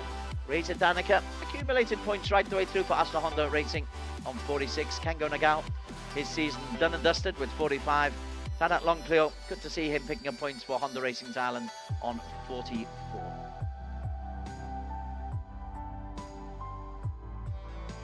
Let's just look down the rest of the championship standings. McKinley Kalpaz, 37 points accumulated.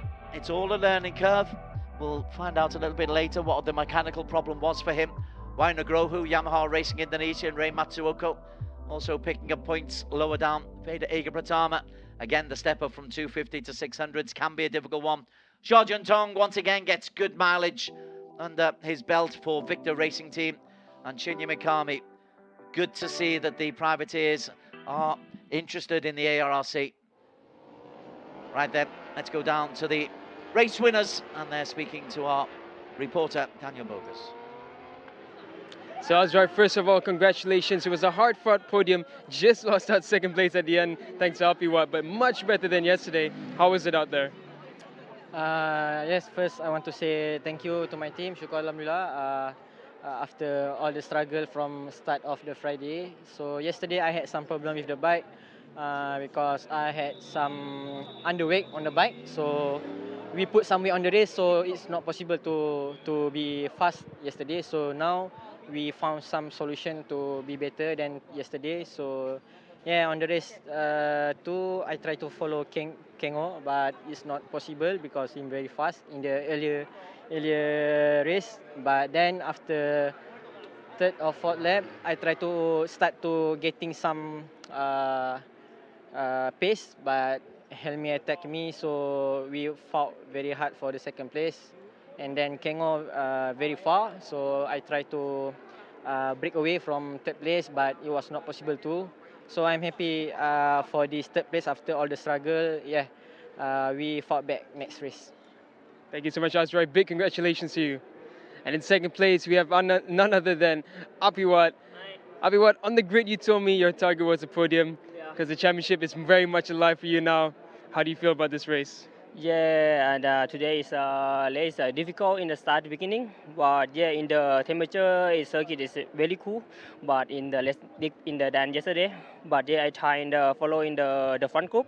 But yeah, many things yeah, and how to follow, how to overtake. Yeah, but in the last lap, I overtake in the asteroid, but yeah, I keep the point. Yeah, I'm really happy this result, the cool result in there. Now is the championship is leader, and keep looking forward to the next race. Thank you so much, Apiwat. Big congratulations. Fantastic victory yesterday as well. And race winner for today's race 2 for the Super Sport 600, Kengo Nagao. So Kengo, you're a wild card, and we were asking from day one, can do it? And yes, can. Fantastic victory. How was it this weekend? Very so happy. Less one, a little bit low, so bad because machine mechanical trouble, a little bit trouble. Team support today is so good, so very happy. Yeah. ごめんね Thank you so much, Kengo. Congratulations. And we're going to head to a quick commercial break, and we'll be right back with ASB 1000.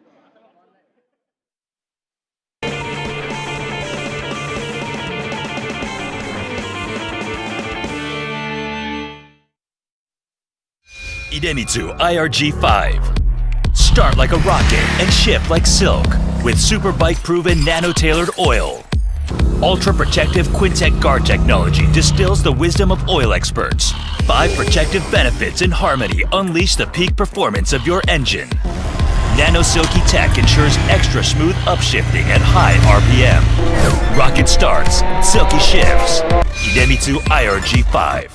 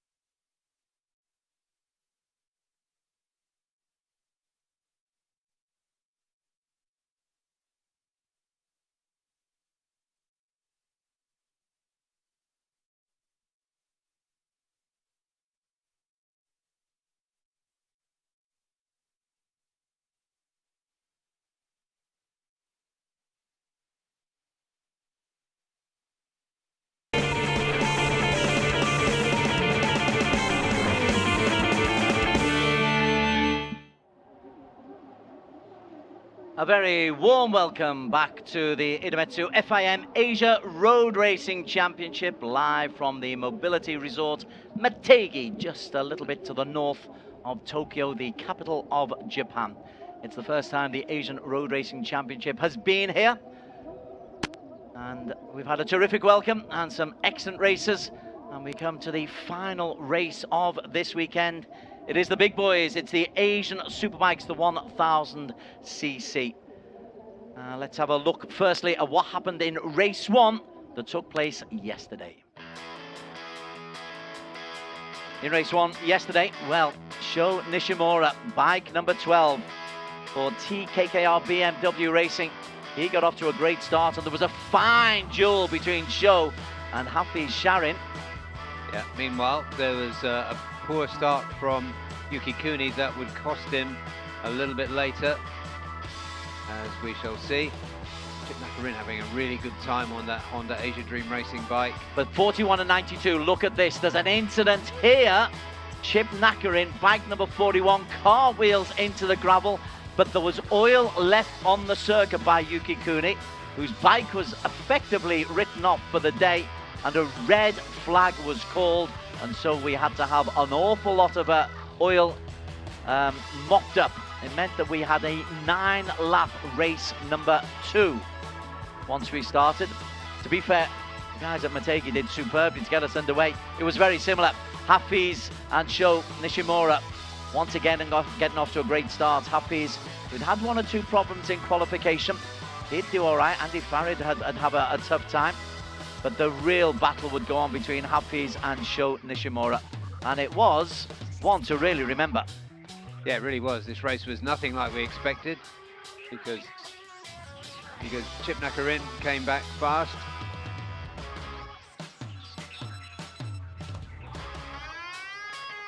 Just getting an update while we're watching here. So there we go. We moved through. There we go. Right, Chip Nakarin is the story. So bike number 41. Remember, he crashed out earlier on. They somehow fixed his bike, and he was brave enough to actually go and compete and compete and compete. This is the battle for P1. Nishimura would take it. By the time we got onto the last lap, though, Chip Nakarin, bike number 41, was able to compete against Hafiz Sharin, and we didn't think that he'd be able to get into P2. He did, though, Barry. Oh, he did, yeah. This was just a phenomenal performance by Chip Nakarin. Got so much resilience. Just toughness, really, and look at this battle between Hafiz and the 20-year-old Sho Nishimura, standing in for Marcus Reiterberger.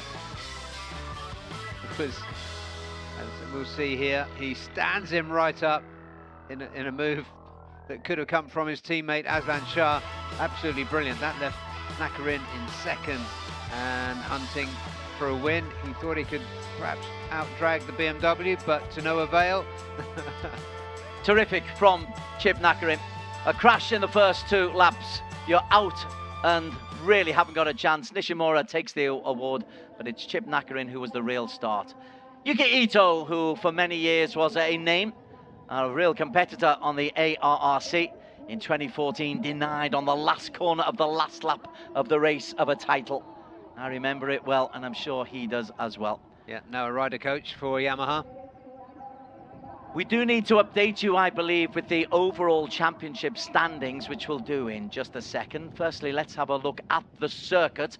For the superbikes, it's still as difficult as everything else. You've got to work your way around those hairpins and then negotiate yourself down that hill between 10 and 11. Got to update you on the championship standings because there was Andy Farid is the heart. We thought he picked up 2 points yesterday, but he didn't complete 70% of the race. Therefore, he's lost 2 points. So his lead at the overall standings at the top is reduced from 4 points to 2. And in such a tight race, because you look, Chip Nakarin's there, Hafiz is there, Aslan Shah is there, and Andy Farid is there. That could be important come the end of the season. Those 2 points that he thought he had, that he loses because he hadn't completed enough of the race. Yeah, good update. And Daniel is down on the grid, so let's see who he's going to be talking to ahead of this ASB 1000 race 2. Thank you, Desenberry. It's the final race for this weekend of round 3 here in Motegi.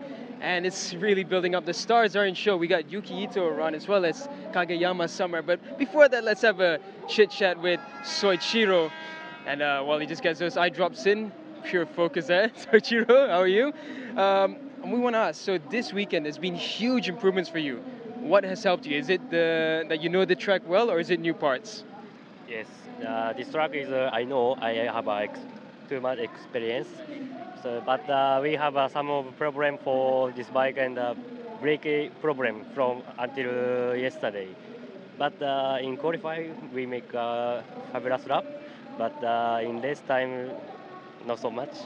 But this morning solved it. Maybe this race too. Maybe we can fight for the top group. Thank you so much, Soichiro. Good luck for this race. We're going to make our way now down to row 2, and we're just going to maneuver ourselves around. There's a lot of people on the grid, a lot of big names as well. And we're going to talk with Nakarin, a real star from yesterday. Nakarin, yesterday, the first start, not so good, but the restart, almost perfect for you. How do you feel today? Almost perfect, yeah. Also today, keep like yesterday, perfect start. And keep the front group and thinking, and finally take me. Thank you so much, Nakarin. Good luck for this race. And now we're going to head down to row 3 to one of the fast BMW riders as well. It's none other than Aslan Shah Kamrazama. I'm just going to hop on to this side of Aslan Shah. So, Aslan, in round 1 you had a double podium. And when now we come to Motegi, you're one of the riders with good experience here. You had a P4 in Moto2 back in the day. How do you feel about race 2? Then it was 10 years ago, I think. Yeah, I try to understand this circuit. It's been like 10 years. It's quite difficult for me to catch up with the superbike, but I know I have the pace with them, and I just want to enjoy and try to finish on the podium. Thank you so much, Aslan. Good luck for this race. And it's back to you, Desenberry. That was a very serious Aslan Shah Kamrazama. It was, and there's a tribute there, a really nice tribute to Haruki Noguchi on the helmet of Yuki Kuni, who's back where he belongs on pole position for this round at Mobility Resort Motegi. And once again, he points out his hero, much missed in this paddock. Yeah, we're going to be talking a lot about him at the next round in Mandalika in 7 weeks' time. Alongside him, Sho Nishimura, yesterday's race winner on the BMW TKKR BMW racing team. He was so quick off the blocks in both races. Yeah, what a replacement for the missing champion, Marcus Reiterberger. Andy Farid, we just saw the correction to his championship points. So diligent work there by somebody in the points audit department. But he's going to be looking for a much better race today, and he could well be up with the group. I think we'll see quite a different looking race today. Tell you what, the race engineers do miracles on those bikes. The last time I saw Andy Farid's bike, it was a wreck, but it's looking good as new at the moment. Hafiz Sharin for JDT Racing on the Ducati Panigale. A DNF in round 1 at Chang, P2, P1, P3 since then. And he would have been a surprise by anyone that at the events that took place yesterday that saw him not get a win as he hoped he would, but actually move him down to P3. Then you've got Zach One Zaidi. Dunlop always give us the tyres that are being selected, and I think we're very similar to yesterday as Barry Russell runs his eyes over them. Yeah, this is pretty much identical. Maybe a change at the back of the grid for Chang Chi-ying, who's running a hard front and a medium rear. But Sho Nishimura running the same combination as yesterday. Track is about 10 degrees cooler than yesterday at 34 degrees. We had a shot there of Lachlan Epis, the Australian, who was saying he's enjoyed his time here, but it's a very, very difficult circuit. Kazma Daniel Kazmouddin as well, for Yamaha Technic. It will come right for Kazma. He's too good a racer, but he's not had the best of seasons on the big bikes. Passawit for Estemo SI Racing with Thai Honda as well. A DNF 11th, a 9th, and a 7th, his best results of the season. Alongside them, you've got Shota Yokoyama, the Agora Clutch and Nitro Racing wildcard, enjoying his moment here at this wonderful circuit at Motegi. It is absolutely fabulous. Shota was 10th yesterday, and there's Chang Chi-ying's machine, the A-Racer Speed Tech Yamaha. We've also got Osama, based out of Malaysia, but representing Yemen for Victor Racing. Looking to improve on his lap times, knows he shouldn't be on a podium, but you never know with racing. And then Chiu Yu-jo for Savitar ESG Team Asia. He is on the 3rd of the BMWs. Yeah, both those riders enjoying the experience of getting around. Thumbs up from that rather gorgeous safety car. They're going to enjoy themselves as they follow around this 15-rider grid on their warm-up lap. Well, as genuine contenders, Yuki Kuni for SDG Hark Pro. Let's look out for him. His best result of the season. He's had 3 P4s so far this year. Yesterday, of course, that did not finish. Taken out in race number 1. Well, race number 1 in the first race before it was red flagged. Couldn't get his bike fixed together. Chip Nacker in bike number 41 on the left, involved in the same instant. He did put his bike back together.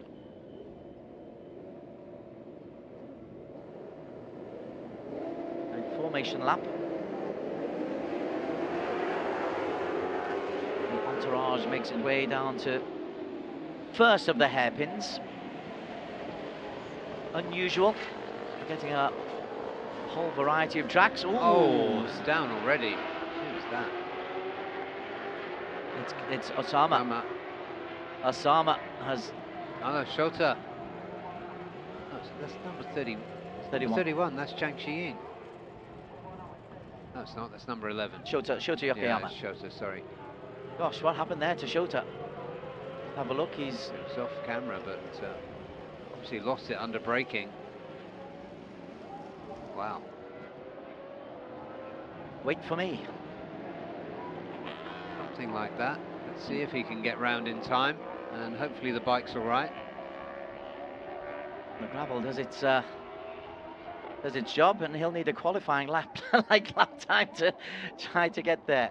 There's the lights under the tunnels. As after that little bit of drama, we can talk you through the, we hope, 15 starters.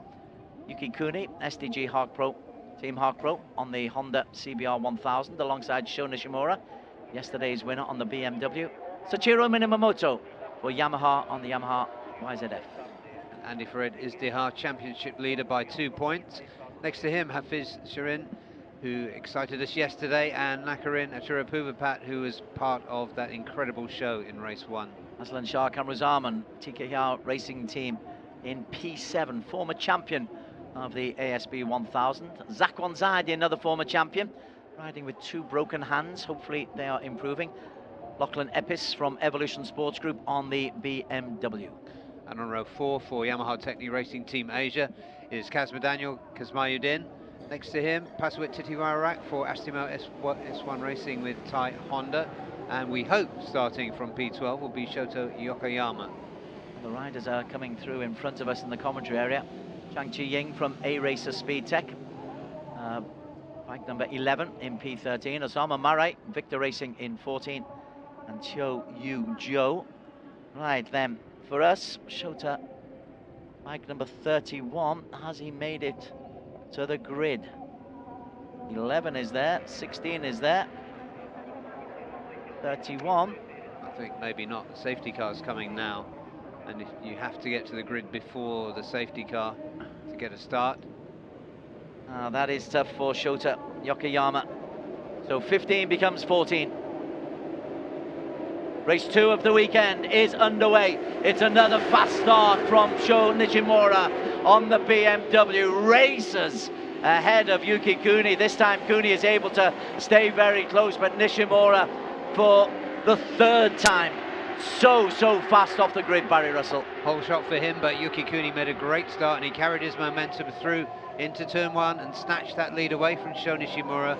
So now let's see what he can do in this race. Minamoto also making a decent start. Hafiz Sharon has got himself up into P4 on the Ducati, and Hafiz is trying to barge his way past Minamoto. Minamoto nearly loses the back end, struggles to hold on to it, and allows Hafiz on the JDT Ducati into P3. Yeah, it's a good recovery though from Soichiro.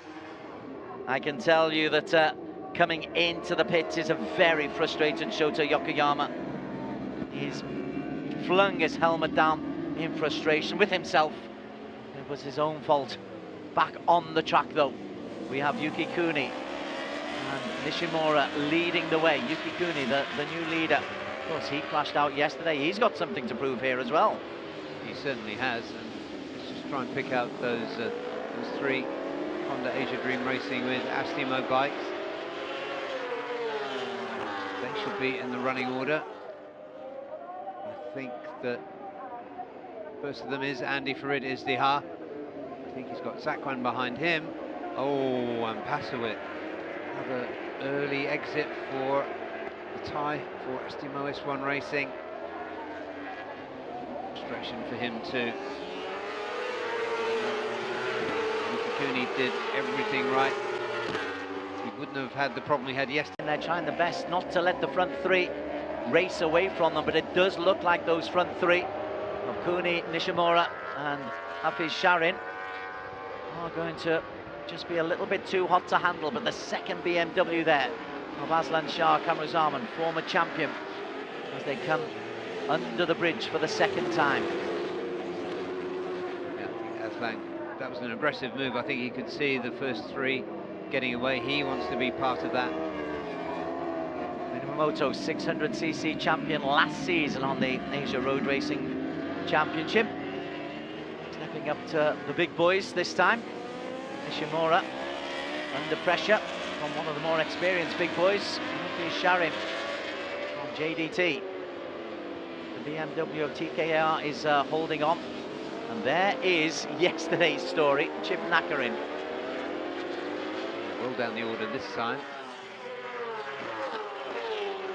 Nakarin in 7th at the moment, 2.2 seconds down on the race leader, but beginning to make some headway as Minamoto, he's struggling to hold on to that machine, isn't he? But downhill braking is the same part where he got out of shape a couple of laps ago. Mikuni's not getting out of shape anywhere, and he's just watching out a little gap. And Chip Nakarin is ahead of Minamoto. Could be an interesting one to talk to afterwards, just to find out how difficult it was to hold on to that machine. But in the meantime, Hafiz Sharin, he's just looking to stay close to the front two. Yuki Kuni just posted a 1:49.9, 5/10 quicker than Sho Nishimura. That is rapid. Yeah, we saw three riders get under the 150s in qualifying, but to do that on lap 2 of this race was quite something from Yuki Kuni. 21 years old, 20-year-old Sho Nishimura behind him. We have some talent here. Can do. Hafiz Sharin a little bit longer in the tooth, but every bit as talented. Now then, Minamoto trying to prove to the Japanese audience that he has got control of this bike, even though it's doing its best to get away from him. He's reclaimed the place from Chip Nakarin. And Nakarin is under pressure from Zakwan Zaidi. And behind them, Lachlan Epis is doing his best. Lachlan was saying he was quicker this morning in practice, but so was everyone else. Yeah, that's right. That's always the thing. He's an improving rider, but he's not the only one. Plenty of talent there from Lachlan. And it's great to see privateer teams getting closer and mixing it with the established stars at the front. Gap back there to Minamoto. It's quite a long one to Minamoto, Nakarin and Zakwan. That's the position for P7, the battle for P7. Yukikuni hunkers down, tries to just get some distance between him. He goes over the start-finish line. It's a 1:49.9. 2 inside. No, he's just 1:50.1. Again, he's close to that 1:50, and he's taking the others with him. Nishimura 1:53. Hafiz Sharin a 1:50.8.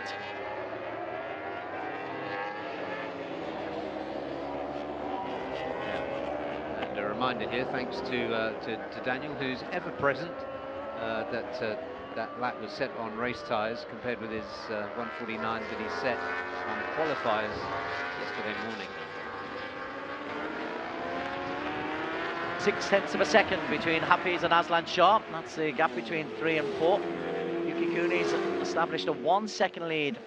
Looks like he's going away as well over Sho Nishimura. Yeah, it was another 2/10 that he edged out over that last lap.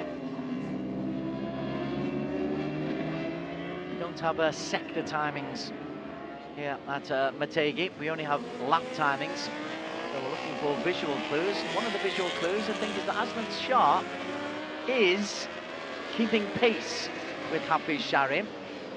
Hafiz isn't able to get any closer to Sho Nishimura, so I think in these early stages of the race, it's a case of just making sure you don't lose ground on the leaders, you don't overuse your tyres, and give yourself a chance in the second part of the race to make up that time. Aslan and Hafiz lapping very similar lap times. There is Aslan Shah Kamrizarman. He's in the 1:15.4 category.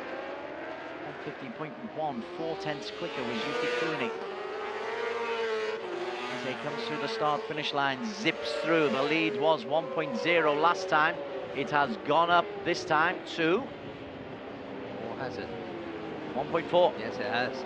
It's another 3/10 quicker, 1:49.9. He is moving. That kind of pace on race tyres is quite something, but we saw that all the way through Friday. We saw it on Saturday qualifying, the consistency and the pace of Yukikuni. So we shouldn't be surprised to see him edging out at the front. The lap times are really surprising. Shota Yokohama, I beg his pardon, is on track. He must have started from pit lane. He's currently in P11.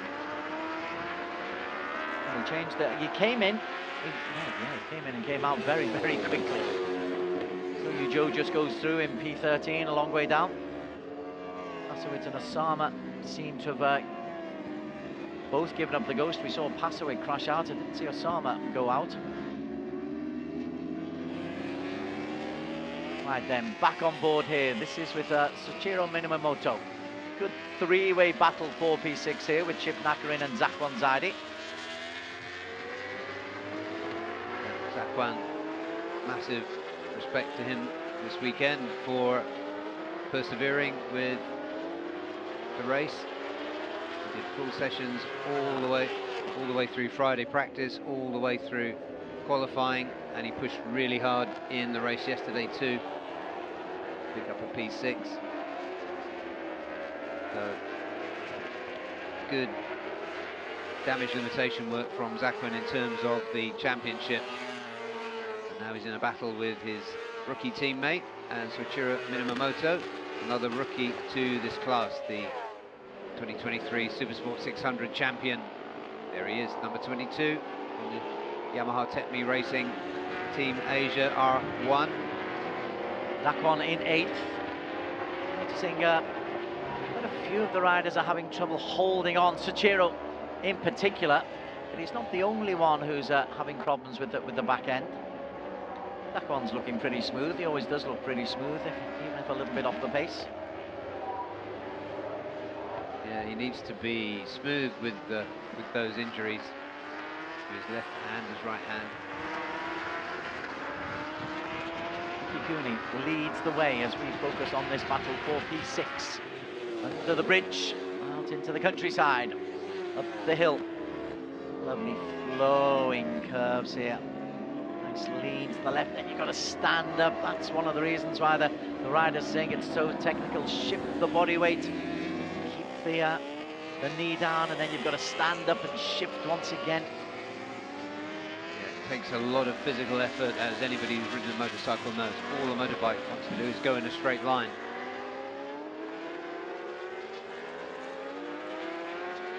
Minimomoto under pressure from Chip Nakarin. Not able to shake off Zakwan, but Zakwan not able to make much headway either. As the first 5 go through, that's the battle for P6. Minimomoto in the blue on the Yamaha. Chip Nakarin, a remarkable P2 yesterday. That will be one of the highlights of the season when we look back at it, because his bike was, well, it wasn't a bike.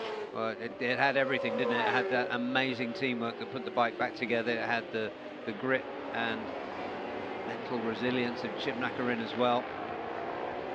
I'm sure, as you said earlier, Des, that Aslan Shah wants to have a word, but he's not quite in contact with Hafiz just ahead of him. They're lapping very similar lap times. They continue to. Yuki Kuni yet to win a race this season, but he's accumulated 39 points. If he were to get a victory here, it does catapult him into that leading group of 5 racers who have got a chance of the championship. Aslan Shah is amongst that group. Aslan currently second in the championship standings, just 2 points off the lead from Andy Farid. From the boom, Andy Farid is in P5 at the moment, just behind Aslan.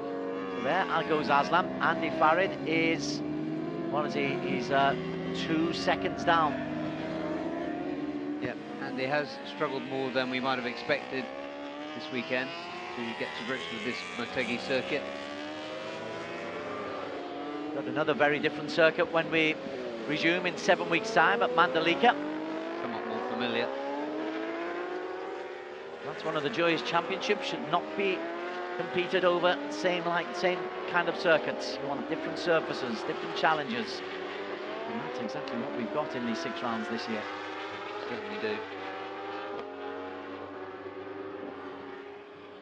Good ride from Minimomoto. He seems to have got everything under control on that R1. Nakarin having a look. Riding quite with the ebullience we saw yesterday. He's probably going to be a bit stiff, because that was quite a tumble he took. Certainly was. There is Minimomoto. Nakarin through in 6, Andy Farid through in 5. 10 seconds down they are on Yuki Kuni. Yuki Kuni nearly 2 seconds clear of Nishimura. It's not done and dusted. I think we can just get a little thought about how the tyre wear is going today. It's a little bit cooler, which might affect the tyres, and Daniel Bokas is down with the Dunlop team. So we're with Sal from Dunlop, and we just wanted to ask how, what has the riders' feedback been so far over a race distance with the tyres and grip? To be honest, very consistent. Both compound, soft and medium, have generally been consistent throughout the race. No issues. And especially in these cooler temperatures, are we expecting a bit more grip towards the end? I think, to be fair, the soft one could drop off a little bit, but the medium has, even in the cooler condition, from start to finish generally, the lap times are staying steady. Thank you so much, Sal. Back to you, Des and Barry. Oh, well, that's Nishimura.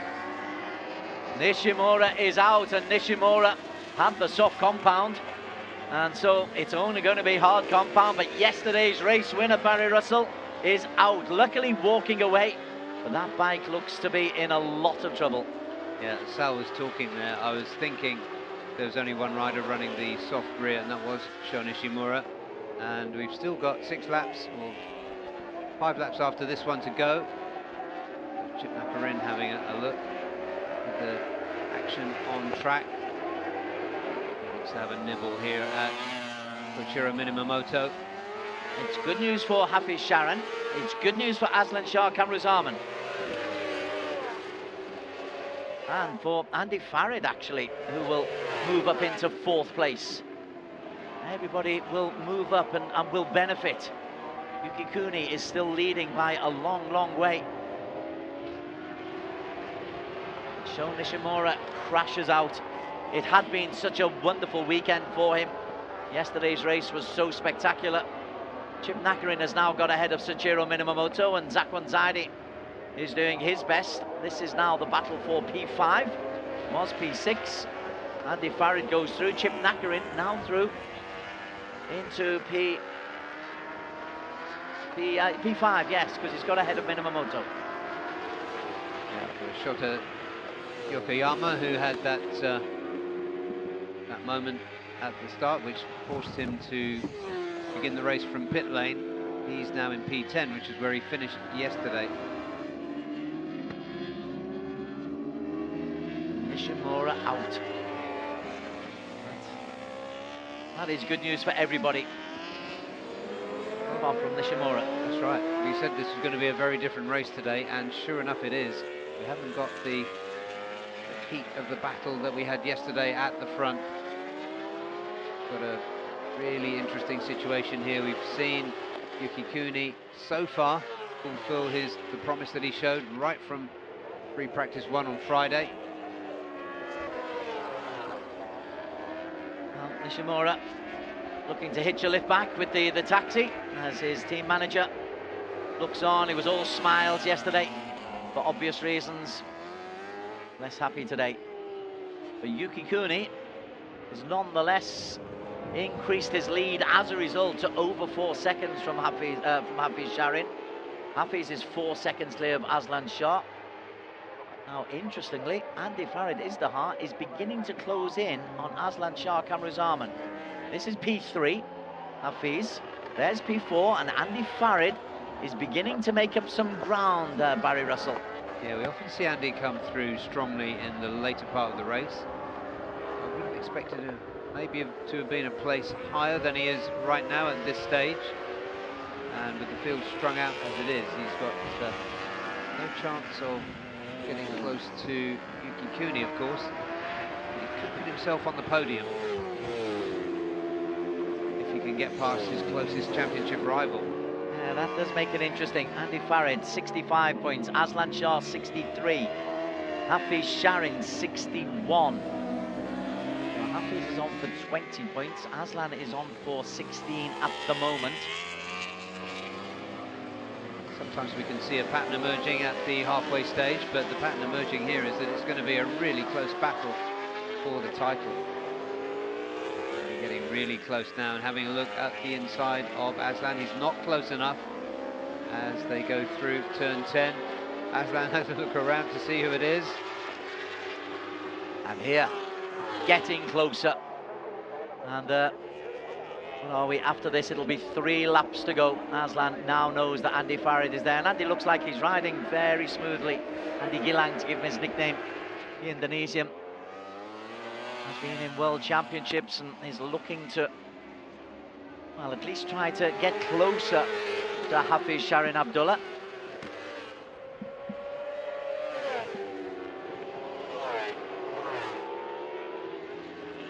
Andy's going to pick his spot to pass Aslan, but pass Aslan, I think he will. Finish like this, that would even them out in championship terms? There or thereabouts. Yeah. Too close to calculate. All depends on Yuki. Yuki Kuni comes into the reckoning. He moves on to the 60-odd points. And the form he's shown here for Yuki Kuni, it'll be a strong second half of the season. We go to Mandalika, we go to Sepang, we go to Buriram. 7 weeks apart between the next 2 events, and then an 11-week tortuous wait before we finish the season in Buriram. A lot can happen in 7 weeks. Yeah, it can. Andy just making his presence felt, putting the pressure on Aslan. Aslan won't be feeling too pressured, but he will know that the rider behind him has got a little bit more pace. He had a good look round to make sure who it was. He knows that Andy comes good later in the race. Nakarin not so far behind these two.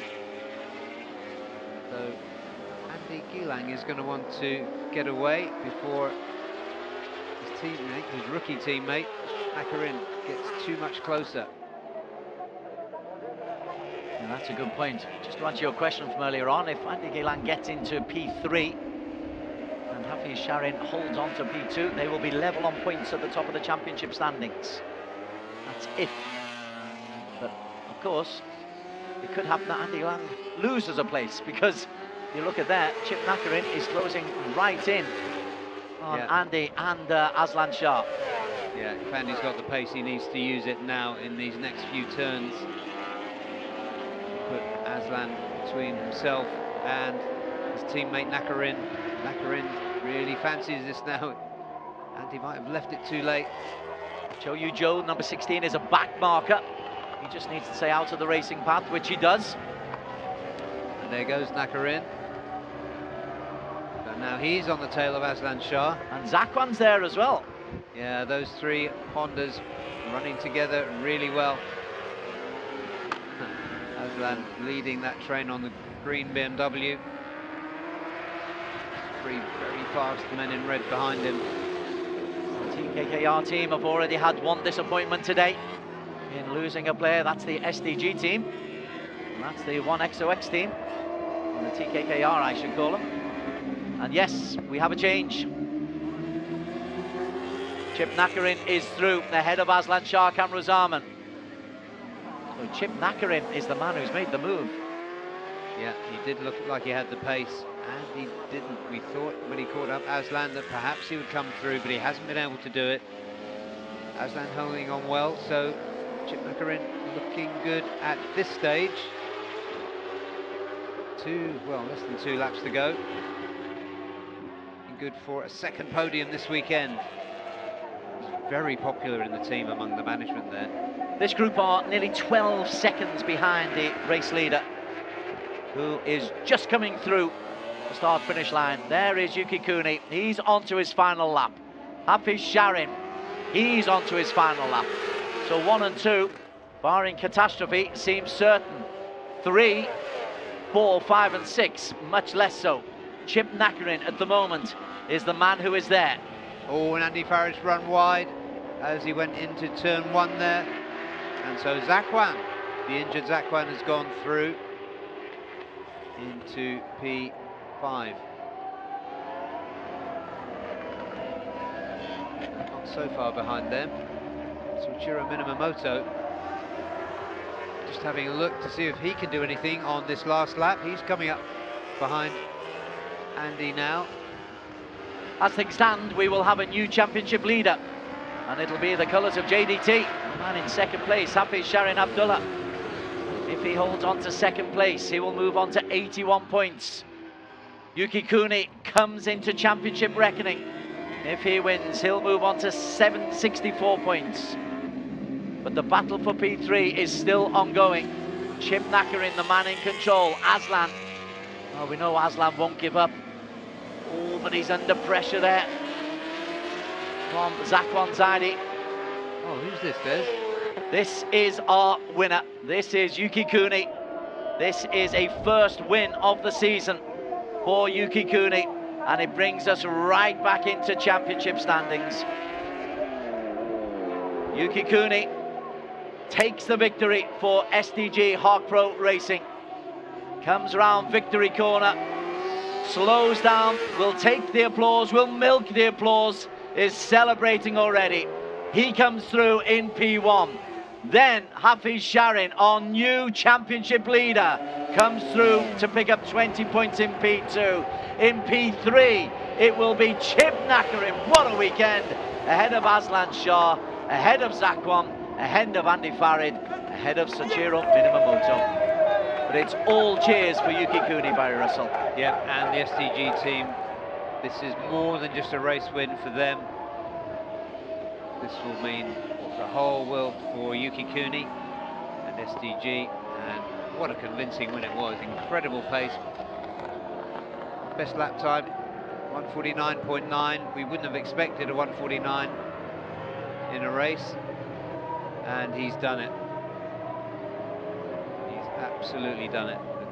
The 21-year-old Japanese racer won here 7 or so weeks ago in the All Japan Championship, and he's done it again at this level at the ARRC. The totally unbiased Japanese marshals again high-fiving him as they go past. Wonderful stuff, and as you said, Des, this puts him into contention. so much expectation on the shoulders of Yuki Kuni yesterday. It came to nothing. Now it's been repaired, and I can see Thai flags being waved. The result confirmed. Yuki Kuni, miles clear. Well, slowing down, 5 seconds clear of Hafiz Sharin Abdullah, who I believe is our new championship leader on the Ducati for JDT Racing. Chip Nakarin, a P3 and a P2 on this weekend for Honda Asia Dream Racing with the Stamo. Aslan Shah Kamruzaman, brave as ever for TKKR BMW Racing Team in P4. Zakwan Zaidi, that's a nice bonus for him. He'll have time to heal his body and work on his bike over the next 7 weeks. He comes through in P5. He was only 2 tenths down on Aslan Shah. Andy Farid is the heart. That is a really bad way for him to end the weekend, losing a couple of places in the last couple of laps. He's in P6, 4 tenths down on Zakwan. Soichiro Minamoto, who had real problems holding on to the back end earlier on in the race, he finishes in P7, 9 points for him. And Lachlan Epis for Evolution Sports Group will come through in P8 for a 16-point weekend for the Aussie. Hasma Daniel, his trials and tribulations continue, but he'll pick up 7 points for a P9 for Yamaha Techni Racing Team Asia. 24 seconds down. Shota Yokohama, well done to him. He had to start from way down because he had a nightmare on the out lap, on the formation lap, and had to start from the pits. Was allowed into, only finished 48 seconds down, ahead of A-Racers Chang Chi-Ying, ahead of Savitar's Cho Yu-Jo. Sho Nishimura crashed out, went in second place. Osama Murray crashed out early on in the race, as did Pasawit. And so they are the results of this ASB 1000cc. Great drama in the championship, and a lot of jubilation going in on pit lane, not only in the STG pit, but you can see the Thai contingent from Honda Asia Dream Racing absolutely cock a hoop about what their man Chip Nakarin has done this weekend. Saw so little of Yuki Kuni by virtue of the fact that he did escape, and we saw very little of Hafiz Sharin because he was well clear in second. But the pit lane is waiting now as high fives again as Yuki Kuni comes through this time. Congratulations from all the teams here in the paddock, standing out to greet and congratulate him. A new star is born in ARRC. Well, there is Yuki Kuni, our race winner, behind the rails. Our cameras are heading towards the Parc Ferme to welcome him in. Yuki Kuni, he comes into championship reckoning. He moves on to 64 points. It's his first win, it's his first podium of the season. But SDG, the team, will go to Mandalika in a positive frame of mind. A place where there's such negative memories for them. But it's a jaunty walk for the winner by some distance.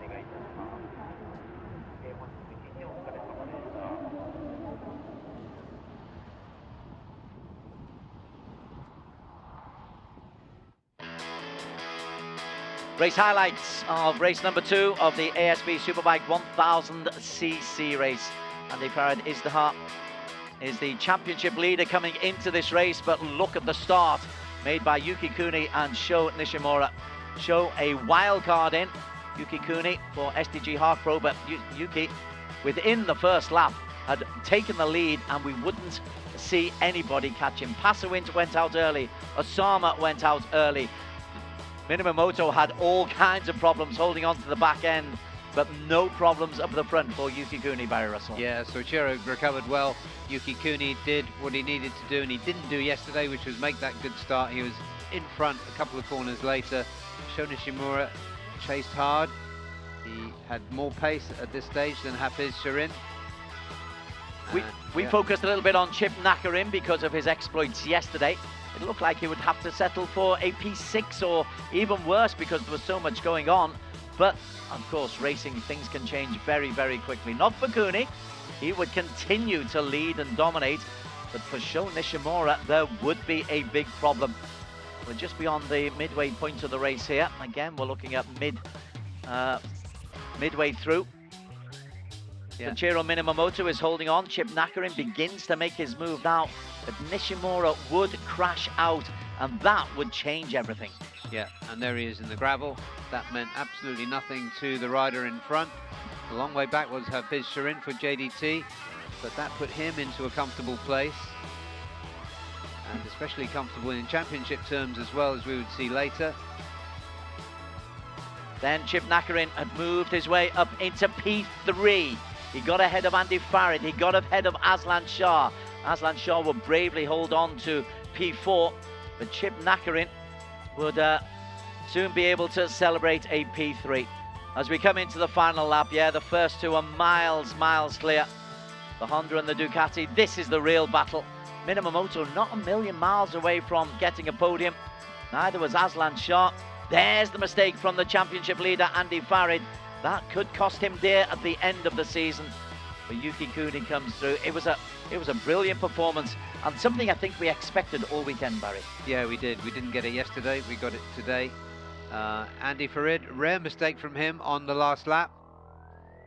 And look what that means to Yuki Kuni as he crosses the line. But our championship leader is this man, Hafiz Sharin Abdullah from JDT Racing. The celebrations may well be for Yuki Kuni, but the biggest winner of this weekend, I think, our JDT. Chip Nakarin with the biggest smile. Because somehow, remember, he was in the gravel after 2 laps yesterday. Yeah, he's given us the most entertainment. Nice big Thai flag. Here comes the flag of Johor. And we will soon see the flag of Japan being raised above the winner's step of the podium. Hafiz Sharin, and the biggest smile of the day, Yuki Kuni. Really, really good race. Young athlete of real promise. And this was a runaway victory. We'll talk more about that and what it might mean for the second half of the season after the introduction of the team championship to SDG Hard Pro and the Japanese national anthem. それでは優勝ライダー国井選手日本の国歌をお聴きください。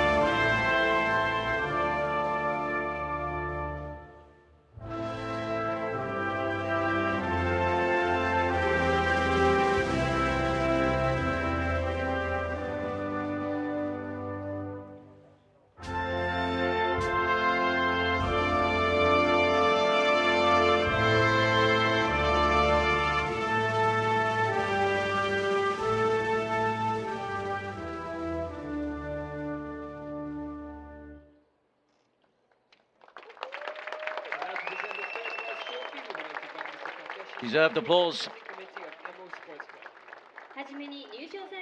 The victory wasn't secured exactly from start to finish, but halfway through the first lap, he sorted it.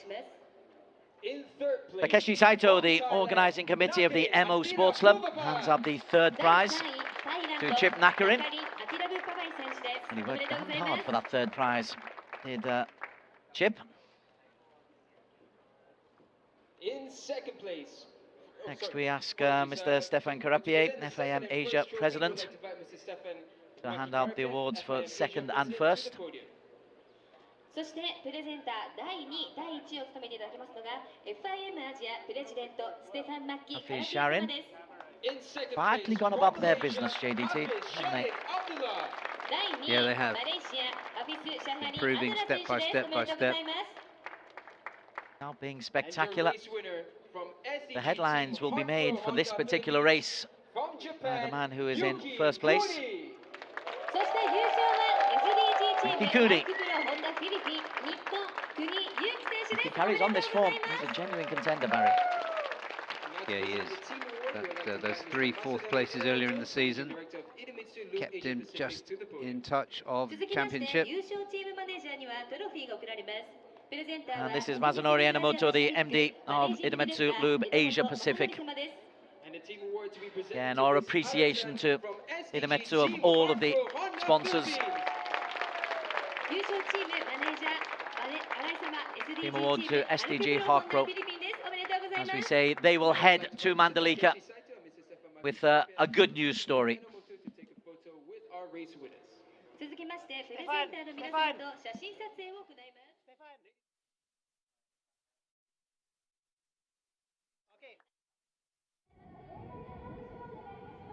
Confirmation, Nakarin, Hafiz, Yukikuni, Thailand, Malaysia, Japan. And we sign off from Japan. Motegi, by showing you the championship standings, 81 points, new championship leader. Hafiz Sharin, 5 points clear of Aslam, 6 points clear of Andy Farid, 7 points clear of Chip Nakarin, 17 points clear of Yuki Kuni. Even Zakwan Zaidi and Soichiro Minamoto are capable of putting in performances in the second half of the season that could get them genuinely contending. But Hafiz Sharin Abdullah from JDT Racing Team on the Ducati Panigale, he is the new championship leader of the ASB 1000cc category. Let's follow through. Show Nishimura. Well, 34 points for Nishimura. He did get up and complete, did he? No, no, he didn't complete today, but 34 points for him. Kazma Daniel on 33 on the Yamaha Technique bike. Passowit crashed out today on the Honda. Marcus Reiterberger, an absentee, but he will be coming back for a later part in the series. He's on 19 points alongside Tioyu Joe, who will pick up 4 points for today for 12th position. Osama Murray on 13 points. Shota Yokoyama, interesting to go out on the formation lap, but he finishes on 12 points for the weekend. Good comeback.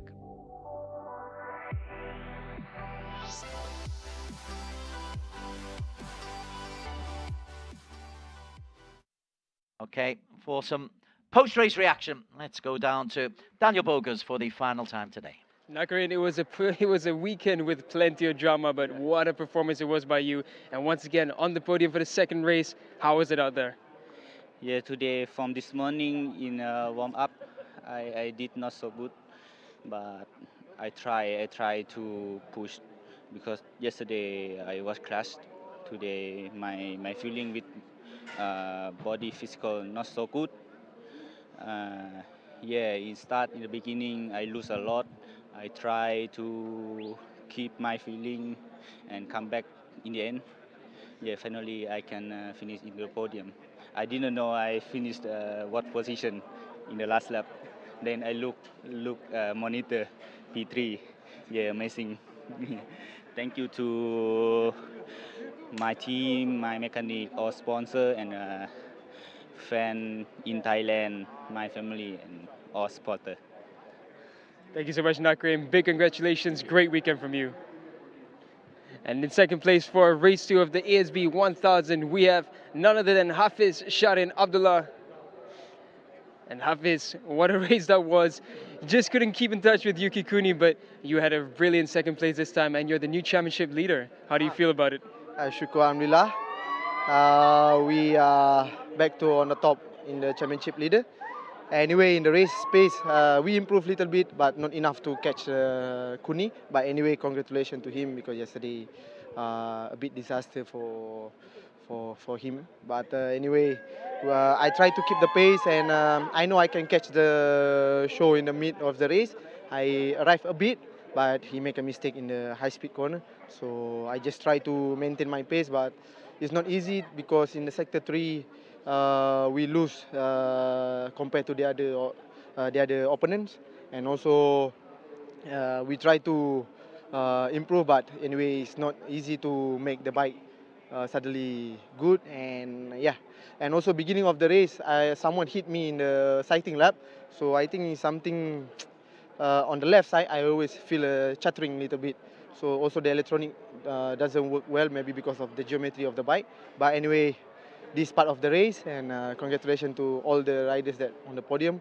And yeah, thank you to my team, especially JDT Racing team, and also to our Royal Highness that believe in me. Now we are in championship leader. We try to focus, training hard, and prepare for the 8 hour, and then come back to Mandalika. So I've been quite busy for this month and next month. Thank you so much, Hafiz. Fantastic weekend from you and the team. And our race winner for race 2 here in Motegi, Yuki Queenie.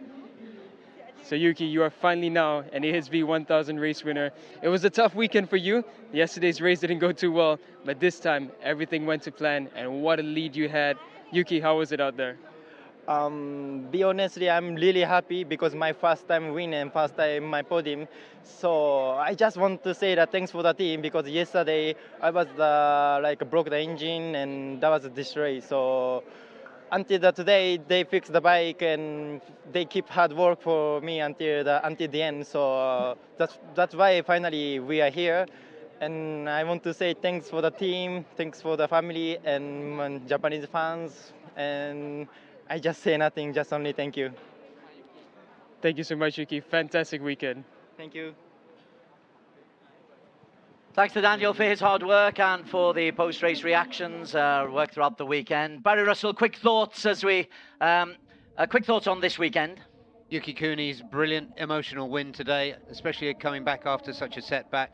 Nakarin for the entertainment, he's provided an ASB 1000. Double win for Kiandra, and great championship form for Hafiz, Apiwat and Nazarol.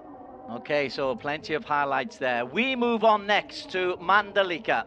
In 7 weeks' time, we move on to the Mandalika circuit. That is round 4 of the series. There will be another 3 rounds to come. We're exactly at the halfway stage at the moment. We started in Chang, we've been to Zhuhai, where the rain affected us. Mobility Resort Motegi has given us a fabulous welcome, some terrific racing. Pertamina, Mandalika is at the end of July. Then Sepang in Malaysia in September, before the season comes back to Buriram, the Chang International Circuit, at the start of December. So we've enjoyed our time at the Mobility Resort Motegi. Hope you've enjoyed it as well.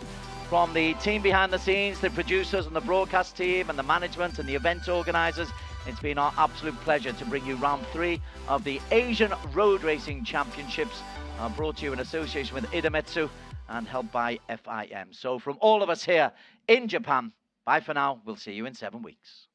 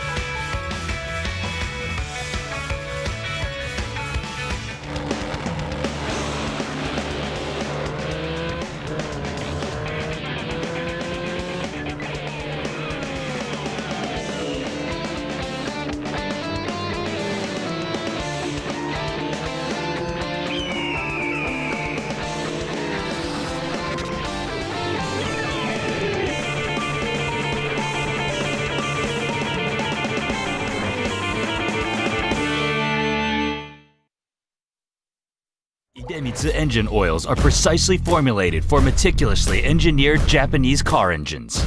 We are committed to delivering optimal performance. We fulfill this commitment through 5 ultra-protective benefits known as Quintec Guard. They unleash the peak performance of treasured cars. Drive anywhere with confidence. Feel the excitement in your heart. The highest quality engine oils in the history of Idemitsu. Idemitsu IFG7.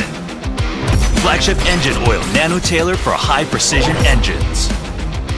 Enhanced performance in 7 ways with super protective septic guard technology, the accumulated wisdom of oil experts. Anti-power loss nanotech keeps your engine performing at its peak for extended periods in harsh conditions. Beat the heat. Idemitsu IFG7.